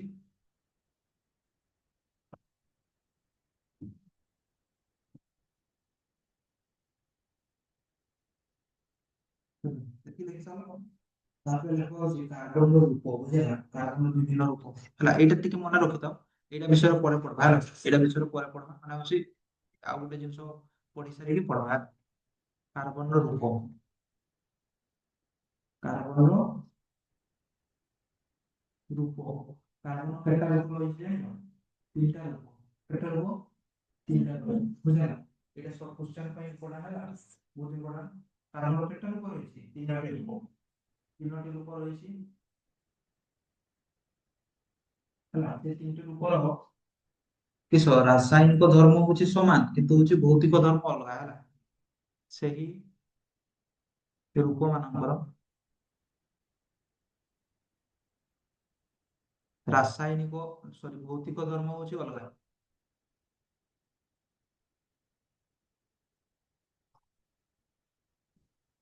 କିନ୍ତୁ ରାସାୟନିକ ଧର୍ମ ହଉଛି କିସ ରାସାୟନିକ ଧର୍ମ ହଉଛି ସମାନ ହେଲା ତ ହଉଛି ତିନିଟା ରୂପର ବିଷୟରେ ଲେଖିଦେବି ହେଲା ଦେଖିଲ ନା ତିନିଟା ରୂପ ଫାର୍ଷ୍ଟ ରୂପ ହଉଛି କିସ ହୀରା ହେଲା ସେକେଣ୍ଡ ରୂପ ହଉଛି କୁହ ନା ଶୁଣିଥିବ ଟିକେ ଟିକେ ଗ୍ରାଫାଇଟ ହେଲା ଆଉ ଥାର୍ଡ ରୂପ ହଉଛି କହିପାରିବ ଫୁଲେରିନ୍ ଫୁଲେରିନ୍ ବୁଝିଲା କେତେ ରୂପ ରହିଛି ତିନିଟା ରୂପ ହେଲା ତିନିଟା ରୂପର ନାମ ହଉଛି ହୀରା ଗ୍ରାଫାଇଟ ଫୁଲେରିନ୍ ବୁଝିଲା ତ ହୀରାଟା ହଉଛି ଦେଖତେ କେମିତି ଜାଣିଛ ହେଲା ଏମିତି କ୍ୱେଶ୍ଚନ ଆସେ ହୀରାରେ କାର୍ବନ ମାନେ କେମିତି ସଜେଇ ହେଇ ରହିଥାନ୍ତି ବୁଝିଲା ହୀରାରେ କାର୍ବନ ମାନେ କେମିତି ସଜେଇ ରହିଥାନ୍ତି ଗ୍ରାଫାଇଟ ରେ କାର୍ବନ ମାନେ କେମିତି ସଜେଇ ରହିଥାନ୍ତି ବୁଝିଲା ଫୁଲେରିନ୍ ରେ କାର୍ବନ ମାନେ କେମିତି ସଜେଇ ରହିଥାନ୍ତି ବୁଝିଲା ତ ମନେ ରଖ ହୀରାରେ କାର୍ବନ କେମିତି ସଜେଇ ହେଇ ରହିଥାଏ ଜାଣିଛ ଗୋଟେ କାର୍ବନ ଚାରିଟା କାର୍ବନ ସହ ବନ୍ଧ ବାନ୍ଧିଥାଏ ବୁଝିଲା ସେଇଟା ଦେଖିଦବା ହୀରାରେ ପ୍ରତ୍ୟେକ କାର୍ବନ ଚାରୋଟି କାର୍ବନ ସହ ବନ୍ଧ ବାନ୍ଧିଥାନ୍ତି ପ୍ରତ୍ୟେକ କାର୍ବନ କାର୍ବନ ମାନେ ସି ଲେଖି ଦଉଛେ ବୁଝିଲା ଆଉ ପରେ ଆକାର ଲେଖିବେ ପ୍ରତ୍ୟେକ କାର୍ବନ ଚାରୋଟି କାର୍ବନ ସହ ବନ୍ଧ ବାନ୍ଧିଥାନ୍ତି ଚାରୋଟି ସି ସହ ବନ୍ଧ ବାନ୍ଧିଥାନ୍ତି ବାନ୍ଧିଥାନ୍ତି ବୁଝିଲା କୁଷାନ ପଡେ ହୀରାରେ କାର୍ବନ କିପରି ସଜେଇ ରହିଥାନ୍ତି କିଷାନ ହବ ପ୍ରତ୍ୟେକ କାର୍ବନ ଚାରିଟି କାର୍ବନ ସହ ବନ୍ଧ ବାନ୍ଧିଥାନ୍ତି ହେଲା ଆଉ ସେ ଗ୍ରାଫାଇଟ ର ହଉଛି କେମିତି ବନ୍ଧ ବାନ୍ଧିଥାନ୍ତି କଣ ପ୍ରତ୍ୟେକ କାର୍ବନ କେତେ ଦୁଇଟି କାର୍ବନ ସହ ହେଲା ସରି ତିନିଟି କାର୍ବନ ସହ ପ୍ରତ୍ୟେକ କାର୍ବନ ମାନେ ସି ଦୁଇଟି ସି ସହ ବନ୍ଧ ବାନ୍ଧିଥାନ୍ତି ସରି ଦୁଇଟି ନାହିଁ ତିନିଟି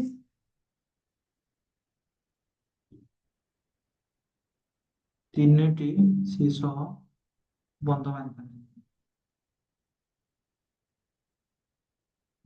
ଯଦି ଏମିତି ପଡିପାରେ ହୀରା ଆଉ ଗ୍ରାଫାଇଟ ର ହେଲା ମାନେ ହଉଛି ରାସାୟନିକ ଧର୍ମ ସମାନ କିନ୍ତୁ ହଉଛି ଭୌତିକ ଧର୍ମ କଣ ପାଇଁ ଅଲଗା ୟାର ଗଠନ ଅଲଗା ୟାର ଗଠନ ହଉଛି କେମିତି ଗୋଟେ କାର୍ବନ ଚାରିଟା କାର୍ବନ ସହ ବନ୍ଧ ବାନ୍ଧିଥାଏ ଆଉ ଏଇଟା ହଉଛି କି ଗୋଟେ କାର୍ବନ ତିନିଟା କାର୍ବନ ସହ ବନ୍ଧ ବାନ୍ଧିଥାଏ ହେଲା ଆଉ ହଉଛି ଫୁଲେରିନ ରୁ କ୍ୱେଶ୍ଚନ କିଛି ଆସେ ଫୁଲେରିନ ର ଆକାର ସରି ଫୁଲେରିନ ର ଅଲଗା ନାମ ହଉଛି C60 କିସ C60 very very important question ଫୁଲେରିନ ର ଆଉ ଗୋଟେ ଅଲଗା ନାମ କିସ C60 ୟାର ହିଁ ଦୁଇଟା କ୍ୱେଶ୍ଚନ ପଡେ ହେଲା ଆଉ ୟାର ଆକାର କେମିତି ୟାର ଆକାର ହଉଛି ଫୁଟବଲ ପରି ଫୁଟବଲ ପରି ବୁଝିଲା ଆଉ ଏଇଟା ୟାର ବ୍ୟବହାର କୋଉଠି ହୁଏ ମେଡିସିନ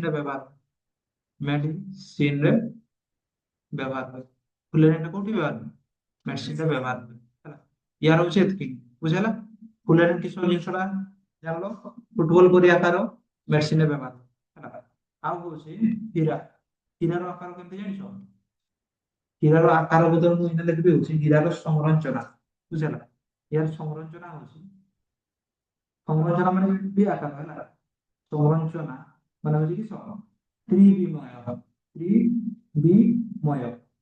ୟାର ସଂରଚନା କେମିତି ତ୍ରିବିମୟ ଥ୍ରୀଡି କୁ ଓଡ଼ିଆରେ କିଛି କୁହାଯାଏ ତ୍ରିବିମୟ ହେଲା ମାନେ ହଉଛି ଥ୍ରୀଡି ଦୈର୍ଘ୍ୟ ପ୍ରସ୍ଥ ଉଚ୍ଚତା ଥାଏ ବୁଝିଲା ୟାର ହଉଛି ତ୍ରିବିମୟ ହେଲା ୟାର ସଂରଚନା ତ୍ରିବିମୟ ଆଉ ହଉଛି ୟାର ହଉଛି ସଂରଚନା କେମିତି ইয়ার সমালোচনা ইয়ার সমালোচনা হচ্ছে দ্বিবিময় বনাম দেখো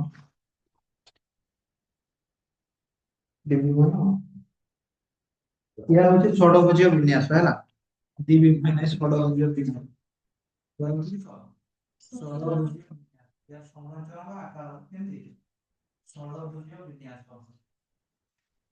ଷড়ଭୁଜୀୟ ବିନ୍ୟାସ ବୁଝିହେଲା ହେଲା ତ ହଉଛି କାର୍ବନ ହଉଛି ଦେଖିବା ପାଇଁ କେମିତି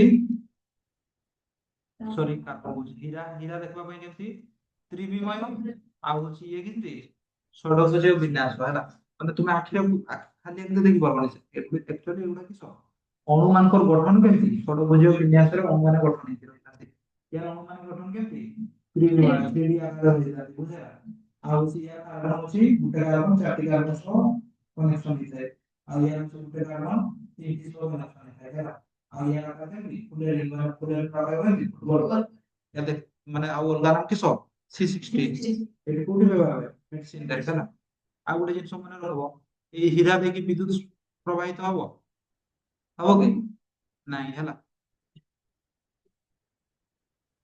ବିଦ୍ୟୁତ ଉପରି ବାହି ହୀରାଟା କିସ ବିଦ୍ୟୁତ ଉପରି ବାହି ହେଲା କିନ୍ତୁ ମନେ ରଖିବ ଗ୍ରାଫାଇଟ ଟା ହଉଛି କିସ ପେନ୍ସିଲ ରେ ଗ୍ରାଫାଇଟ ଥାଏ ଯେ ବିଦ୍ୟୁତ ସୁପରିବାହୀ ହେଲା ଇଏ ହଉଛି ବିଦ୍ୟୁତ ସୁପରିବାହୀ ବିଦ୍ୟୁତ ସୁପରିବାହୀ କାରଣ କଣ ପାଇଁ କୁହ ନା କାରଣ ଏଥିରେ ଆୟନ ଥାନ୍ତି କାରଣ ଆୟନ ରହିଥାନ୍ତି ଆୟନ ରହିଥାନ୍ତି ବୁଝିହେଲା ତାପରେ ୟାର ବ୍ୟବହାର ଟିକେ ହୀରା କୋଉଠି ବ୍ୟବହାର ହୁଏ অলঙ্কারে ব্যবহার হয় অলঙ্কারে ব্যবহার হয় না ব্যবহার ব্যবহার লিখিদেবে ব্যবহার কোটি ব্যবহার হয় অলঙ্কারে ହେଲା ଆଉ କୋଉଠି ବ୍ୟବହାର ହୁଏ অলঙ্কারে ତ ତୁମେ ଜାଣିଛ ହୀରା ଆକ୍ଚୁଆଲି ଚକଚକ କରେନି ଜାଣିଛ ନା ହୀରା ଆକ୍ଚୁଆଲି ଚକଚକ କରେନି ହେଲା ହୀରାକୁ ସେଇ ସାଇଜରେ କାଟା ହେଇଥାଏ ଯାହା ଫଳରେ ହଉଛି ସେ ଚକଚକ କରେ ହେଲା অলঙ্କାরে ବ୍ୟବହାର ହୁଏ ଆଉ ହଉଛି କୋଉ ନା ଜିନିଷ କାଟିବାରେ ବ୍ୟବହାର ହୁଏ ହେଲା ହୀରାଟା ବହୁତ ଧାର ଜିନିଷ ଜିନିଷ କାଟିବାରେ ବ୍ୟବହାର ଲେଖିଦିଅ ଲେଖୁଛ ନା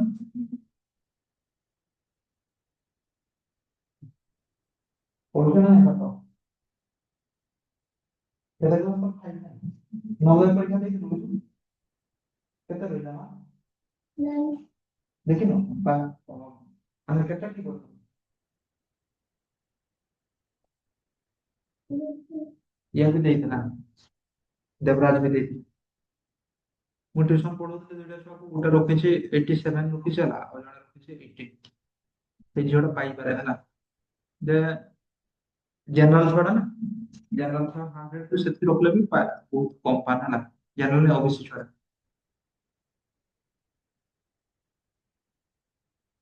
ତ ହଉଛି କିସ କୋଉଠି ବ୍ୟବହାର ହୁଏ ଜିନିଷ କାଟିବା ହେଲା ହୀରାଟା ଧାର ଜିନିଷଟା ତ ହଉଛି ସେଇ ଧାର ଜିନିଷରେ କାଟିବା ପାଇଁ ବ୍ୟବହାର ହୁଏ ହେଲା ତ ପନିପରିବା କାଟିବା ପାଇଁ ନାହିଁ ହେଲା ମାନେ ହଉଛି ହେଲା କାଚ କାଟିବା ପାଇଁ ବ୍ୟବହାର ହୁଏ ହେଲା ତାପରେ ହଉଛି ବିଦ୍ୟୁତ ଆମର ହଉଛି ଇଏ କୋଉଠି ବ୍ୟବହାର ହୁଏ ଗ୍ରାଫାଇଟ ଟା କୋଉଠି ବ୍ୟବହାର ହୁଏ ପେନସିଲ ୟାର ବ୍ୟବହାରଟା ଲେଖିଦିଅ ପେନସିଲ ରେ ବ୍ୟବହାର ହୁଏ ବ୍ୟବହାର କୋଉଠି ହୁଏ ପେନସିଲ ପେନସିଲ ହେଲା ବୁଝିହେଲା ଏତିକି ମନେ ରହିବ ନା ନାଇଁ କାର୍ବନର ବିଭିନ୍ନ ରୂପ ମନେ ରହିବ ହେଲା ଲିଭେଇବି ମାନେ ନେକ୍ସଟ ଯିବି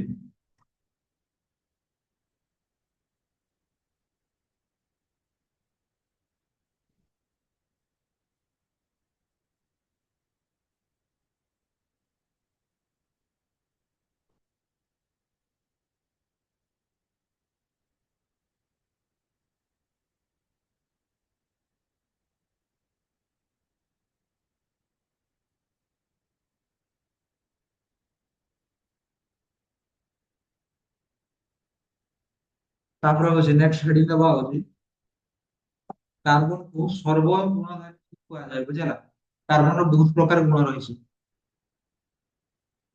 କିସ କୁହାଯାଏ କାର୍ବନକୁ ସର୍ବଗୁଣଧାରୀ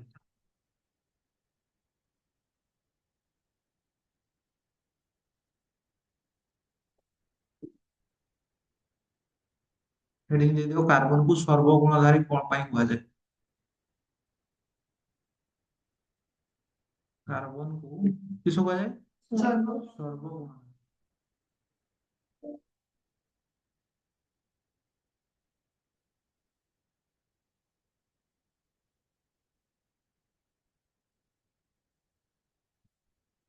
कार्बन को सर्व गुणधारी। टेस्ट पेपर फास्ट पेपर किनलो ना नहीं? ପ୍ରାକ୍ଟିସ କର ହେଲା ସେଟା। କାର୍ବନକୁ ସର୍ବଗୁଣଧାରୀ କଣ ପାଇଁ କୁହାଯାଏ? କୁହାଯାଏ ବୁଝିଲା ନା। କାର୍ବନର କିସ କିସ ଗୁଣ ରହିଛି ବା ସେଇଟା ହେଡିଂ ଦେଲେ ବି ହେଇଥାନ୍ତା ହେଲା। ତ ହଉଛି କାର୍ବନର ଗୋଟେ ଇଏ ହେଲା, କାର୍ବନ ହଉଛି ବହୁତ ପ୍ରକାର କିସ ଯୌଗିକ ତିଆରି କରିପାରେ ହେଲା, ଶାଖା ତିଆରି କରିପାରେ ହେଲା। କାର୍ବନ ବନ୍ଧ ବାନ୍ଧି ପାରେ। ହେଲା କଣ ହେଡିଂ ଦେଲ କ୍ୱେଶ୍ଚନ।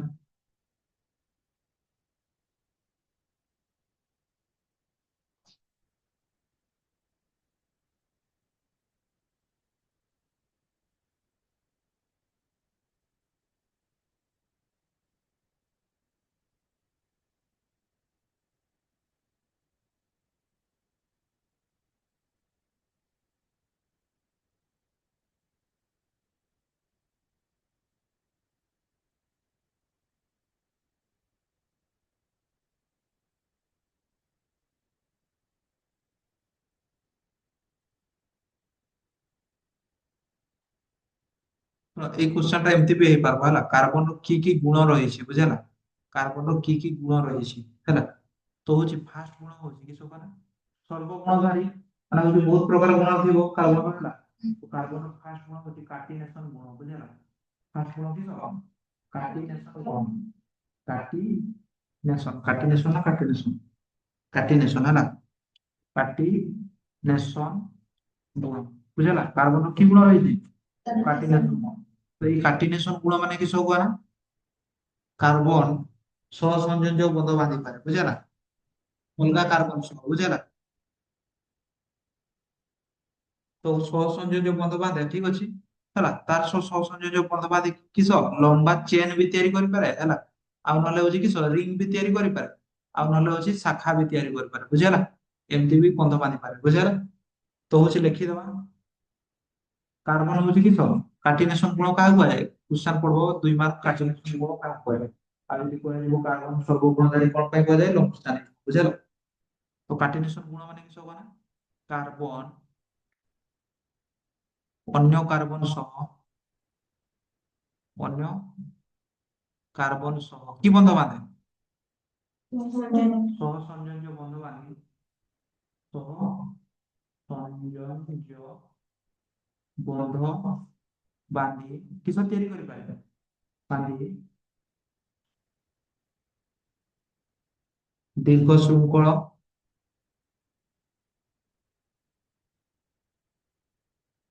ଦୀର୍ଘ ଶୃଙ୍ଖଳ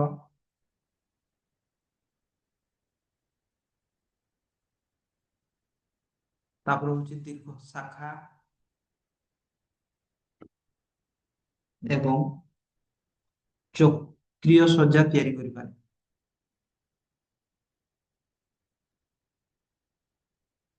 ତିଆରି କରିପାରେ କରିପାରେ ବୁଝିପାରିଲନି? ହଉ ବୁଝେଇଦବ ହେଲା। କାର୍ଟିନେସନ ଗୁଣ ମାନେ କିଛି ହବ ନା, କାର୍ବନ ବନ୍ଧ ବାନ୍ଧେ ହେଲା। କାର୍ବନ ବନ୍ଧ ବାନ୍ଧେ ହେଲା। ତ ବନ୍ଧ ବାନ୍ଧିକି ଦେଖ 3ଟା କାର୍ବନ ବନ୍ଧ ବାନ୍ଧିଲେ ହେଲା। କାର୍ବନ ହାଇଡ୍ରୋଜେନ ବନ୍ଧ ବାନ୍ଧିଲେ ତ ଇଏ କିସ ତିଆରି ହେଲା? ଗୋଟେ ଶୃଙ୍ଖଳ ମାନେ ହଉଛି ଚେନ ତିଆରି ହେଲା ନା ନାଇଁ? ଶୃଙ୍ଖଳ ମାନେ ଚେନ ଲମ୍ବା ଚେନ ତିଆରି ହେଲା ହେଲା। ତ କାର୍ବନ ଚାହିଁଲେ ହଉଛି ଏଇ ଚେନ ଟାକୁ ଶାଖା ଆକାରରେ ବି ତିଆରି କରିପାରିବ ବୁଝିଲା। ସିଧା ସିଧା କାର୍ବନ ଥିଲା, ଏଇନା ହଉଛି ଶାଖା ଆକାର କାର୍ବନ ହେଲା। ଶାଖା ଆକାର ମାନେ କେମିତି କାର୍ବନ, ଏଇଟା କାର୍ବନ, ଏଇଟା କାର୍ବନ, ଏଇଟା କାର୍ବନ, ଏଇଟା କାର୍ବନ ବୁଝିଲା। ତ ହଉଛି ଦେଖ ଶାଖା ଆକାରରେ ତିଆରି କଲା ହେଲା। ତ କାର୍ବନ କିସ ତିଆରି କରିବ? ଶୃଙ୍ଖଳ ବି ତିଆରି କରିପାରିଲା ଚେନ, ତାପରେ ହଉଛି ଶାଖା ବି ତିଆରି କରିପାରିଲା ହେଲା। ତାପରେ ହଉଛି ଚକ୍ରୀୟ, ଚକ୍ରୀୟ ଚିତ୍ର କେମିତି କର? ଚକ୍ରୀୟ ଚିତ୍ର ହଉଛି ବେଞ୍ଜିନ ଶୁଣିଛ? ଶୁଣି ନଥିବ ହେଲା। এইটু ପଢବା ବେଞ୍ଜିନ। ଇଏ ହଉଛି କିସ ଚକ୍ରୀୟ ଆକାର ବି ତିଆରି କଲା ହେଲା। ଚକ୍ରୀୟ ଆକାର ବି ତିଆରି କଲା ହେଲା ତ ହଉଛି ଏମିତି ତିଆରି କରିପାରିବ ବୋଲି କିସ କହିଲେ କାର୍ବନ କାର୍ବନ ସେଇ ଗୁଣଟା କିସ କହିଲେ ଏଇ ଯେ ଚକ୍ରୀୟ ବି ତିଆରି କରିପାରେ ଆଉ ହଉଛି ଶୃଙ୍ଖଳ ବି ତିଆରି କରିପାରେ ଆଉ ହଉଛି କିସ ଶାଖା ବି ତିଆରି କରିପାରେ ଏଇ ଗୁଣଟା କିସ କୁହାଯାଏ କାର୍ଟିନେସନ ଗୁଣ କୁହାଯାଏ ବୁଝିଲ ତାପରେ ହଉଛି ନେକ୍ସଟ ପଏଣ୍ଟ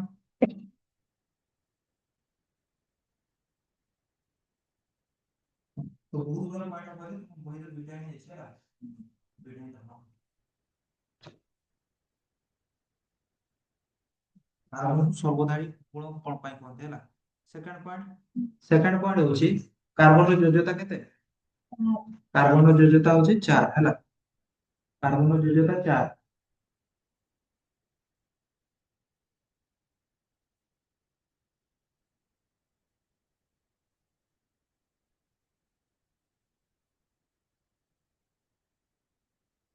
ହେଲା ଲେଖିଦିଅ କାର୍ବନର ଯୋଜ୍ୟତା 4 ହେଇଥିବାରୁ କାର୍ବନର ଯୋଜ୍ୟତା 4 4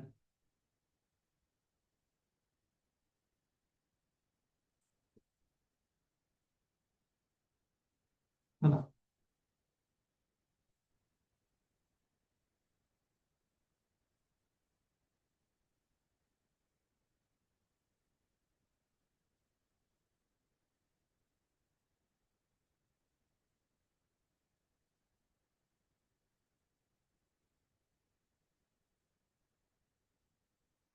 କାର୍ବନର ଯୋଜ୍ୟତା କେତେ 4 ତେଣୁ ଏହା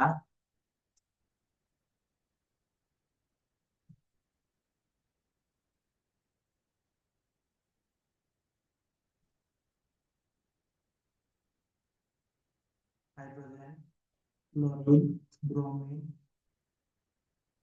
ତାପରେ ହଉଛି ଅକ୍ସିଜେନ ନାଇଟ୍ରୋଜେନ ସଲଫର ସହ କାର୍ବନର ଯୋଜ୍ୟତା କେତେ 4 ଆଉ ତେଣୁ ଏହା ହଉଛି କିସ କରେ ହାଇଡ୍ରୋଜେନ କ୍ଲୋରିନ ବ୍ରୋମିନ ସହ କିସ ବନ୍ଧ ବାନ୍ଧି ପାରେ ସହ ସଂଯୋଗ ହେଲା ଦୃଢ ଦୃଢ ଲେଖିତ ଶକ୍ତ ହେଲା ଶକ୍ତ ସହ ସଂଯୋଜ୍ୟ ବନ୍ଧ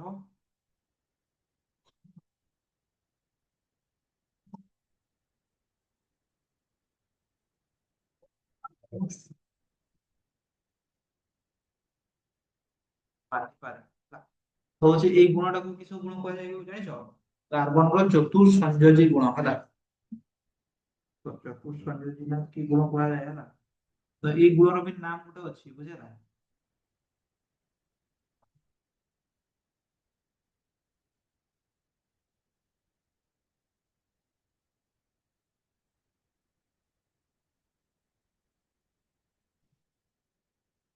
ତ ଏଇ ଗୁଣ ନାମ ହଉଛି ଚତୁଃ ହେଲା ତ ସେଇ ଗୁଣ ନାମ ରଖନି ହେଲା এই দুইটা কার্বনକୁ কোন ପାଇଁ ହଉଛି ସର୍ବ ଇয়া କୁହାଯାଏ ଜାଣିଲ ନା ମାନେ ହଉଛି ସର୍ବଗୁଣଧାରୀ କଣ ପାଇଁ ଫାର୍ଷ୍ଟ କାରଣ ହଉଛି କାର୍ବନ କାର୍ଟିନେସନ ଗୁଣ ରହିଛି ହେଲା ଯଦି 2 ମାର୍କ ପଡିଲା ହଉଛି କାର୍ଟିନେସନ ଗୁଣଟା କି ସବୁ ଲେଖା ଦରକାର କି ନାହିଁ ଯଦି ଲେଖିଦେବ ବହୁତ କଥା ହେଲା ଆଉ ହଉଛି କାର୍ବନ ହଉଛି ଜୈବତ ଚାପ ତେଣୁ ହଉଛି ଏହା କାହା ଦ୍ୱାରା H ଦ୍ୱାରା ବି ବନ୍ଧ ପାଇ ପାରେ କ୍ଲୋରିନ ଦ୍ୱାରା ବି ବ୍ରୋମିନ ଦ୍ୱାରା ବି ଅକ୍ସିଜେନ ଦ୍ୱାରା ବି ନାଇଟ୍ରୋଜେନ ଦ୍ୱାରା ବି ସଲଫର ଦ୍ୱାରା ବି ହେଲା ତ ବନ୍ଧ ପାଇ ପାରେ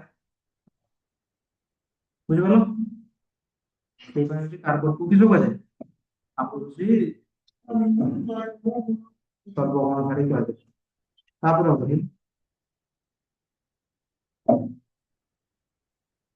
ତାପରେ ଆହୁରି ଗୁଣ ରହିଛି ହେଲା ଆଇସୋମେରିଜମ ଗୁଣ ରହିଛି ପଲିମେରାଇଜେସନ ଗୁଣ ରହିଛି ହେଲା ତ ସେଗୁଡା ହଉଛି ଆମର ପଢବା ଦରକାର ନାହିଁ ହେଲା ତାପରେ ହଉଛି ଗୋଟେ ଜିନିଷ ହେଡିଂ ଦେଇଦିଅ ଯୌଗିକ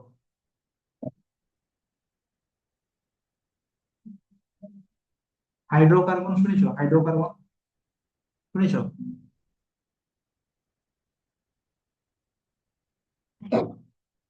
ଅଛି କି ତମ ବହିରେ ହାଇଡ୍ରୋକାର୍ବନ ହାଇଡ୍ରୋଜେନ ଯୌଗିକ ହେଲା ହେଡିଂ ଦେଇଦିଅ ହାଇଡ୍ରୋଜେନ ଯୌଗିକ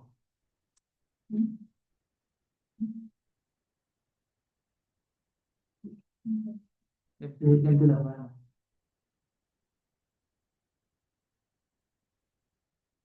ଯୌଗିକ କେତେ ପ୍ରକାର ହେଲା ଯୌଗିକ ଯୌଗିକ ହଉଛି ତିନି ପ୍ରକାର। କେତେ ପ୍ରକାର? ଯୌଗିକ ତିନି ପ୍ରକାର ହେଲା। ଗୋଟେ ହଉଛି କାର୍ବନ ଯୌଗିକ, ବୁଝିହେଲା? କାର୍ବନ ଯୌଗିକ,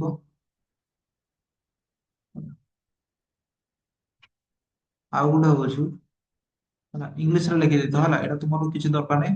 ଅର୍ଗାନିକ ଯୌଗିକ, ଆଉ ଗୋଟେ ହଉଛି ହାଇଡ୍ରୋଜେନ ଯୌଗିକ।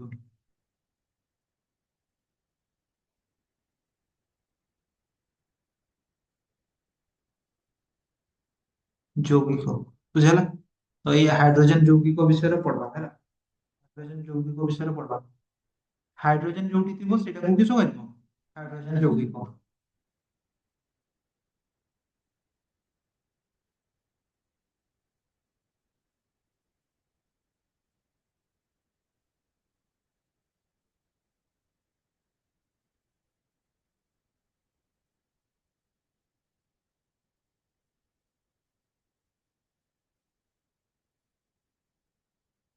ହେଡିଂ ଦେଇଦିଅ ହାଇଡ୍ରୋଜେନ ଯୌଗିକ।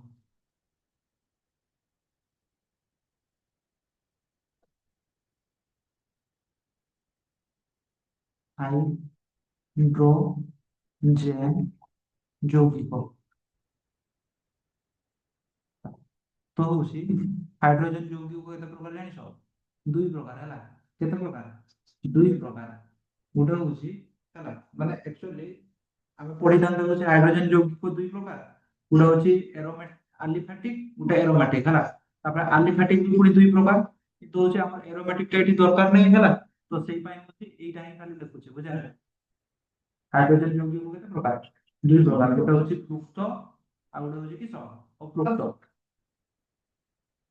ପୃକ୍ତ ଆଉ ଗୋଟେ ହଉଛି ଅପୃକ୍ତ। ପୃକ୍ତ ଯୌଗିକ ଆଉ ଗୋଟେ ହଉଛି ଅପୃକ୍ତ ଯୌଗିକ, ହେଲା। ତ ହଉଛି ପୃକ୍ତ କାହାକୁ କୁହାଯାଏ? ପୃକ୍ତ ହଉଛି, ପୃକ୍ତ ହଉଛି କିସ ମାନେ ଆଲକେନ କୁ ହଉଛି, ଖାଲି ଲେଖିଦିଅ ହେଲା, କିସ ଜିନିଷଟା ଏଇଟା ମୁଁ କହିବି। ଆଲକେନ ବନାନଟା ଠିକ ସେ ଲେଖ। ଆଲକେନ,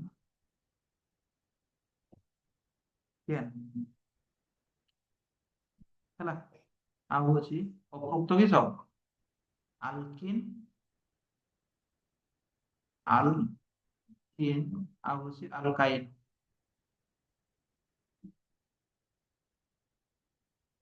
ହେଲା। ହାଇଡ୍ରୋଜେନ ଯୌଗିକ କେତେ ପ୍ରକାର? ଦୁଇ ପ୍ରକାର। ଗୋଟେ ହଉଛି ପୃକ୍ତ ଆଉ ଗୋଟେ ହଉଛି ଅପୃକ୍ତ, ହେଲା। ତ ଏମିତି ବି ইয়াର ଡେଫିନେସନ ଟା ଲେଖିପାରିବ। ପୃକ୍ତର ଡେଫିନେସନ କିସ ଲେଖିପାରିବ? ଯୋଉ ଯୌଗିକରେ ଗୋଟିଏ ବନ୍ଧ ଥାଏ ତାକୁ କିସ କୁହାଯାଏ? ପୃକ୍ତ ଯୌଗିକ। ଆଉ ଯୋଉ ଯୌଗିକରେ କିସ ବନ୍ଧ ଥାଏ? ଦୁଇଟା କିମ୍ବା ତିନିଟା ଥାଏ ତାକୁ ହଉଛି କିସ କୁହାଯାଏ? ଅପୃକ୍ତ ଯୌଗିକ। ବୁଝିହେଲା? ଏଠି ହଉଛି କେତେଟା ବନ୍ଧ ଥାଏ? ଗୋଟିଏ ବନ୍ଧ।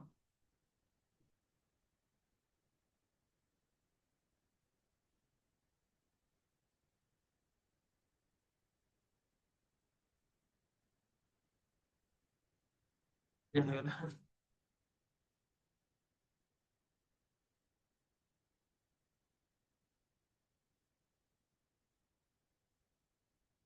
ଲେଖିଛ ଯେ ସବୁ? ତ ଏଇଟା ରେକର୍ଡିଂ ବି ହେଇଯାଇଛି ଯେ ସେ ଖାତା ଲେଖାଟା ହଉଛି ରହିଛି ନା ଲିଭି ହେଇଛି, ହେଲା। ଲିଭି ଗଲା, ହେଲା। କାଲି ବି ଆସିବ ନା? କାଲି ପାରବ ଯଦି କହିବି, ହେଲା। ଟାଇମ ସକାଳେ ନହେଲେ ପଳେଇ ଯିବ, ବୁଝେ। କାଲି ସେଠୁ ଯିବି ତ ସକାଳେ ପଢିବି। ହେଇଗଲା, ସେଟା ଲିଭିଗଲା। ଆଜି ଏତିକି ଥାଉ। ବୁଝିପାରିଲ ନା? ଏତିକି ଘୁଷି ଦବା, ହେଲା।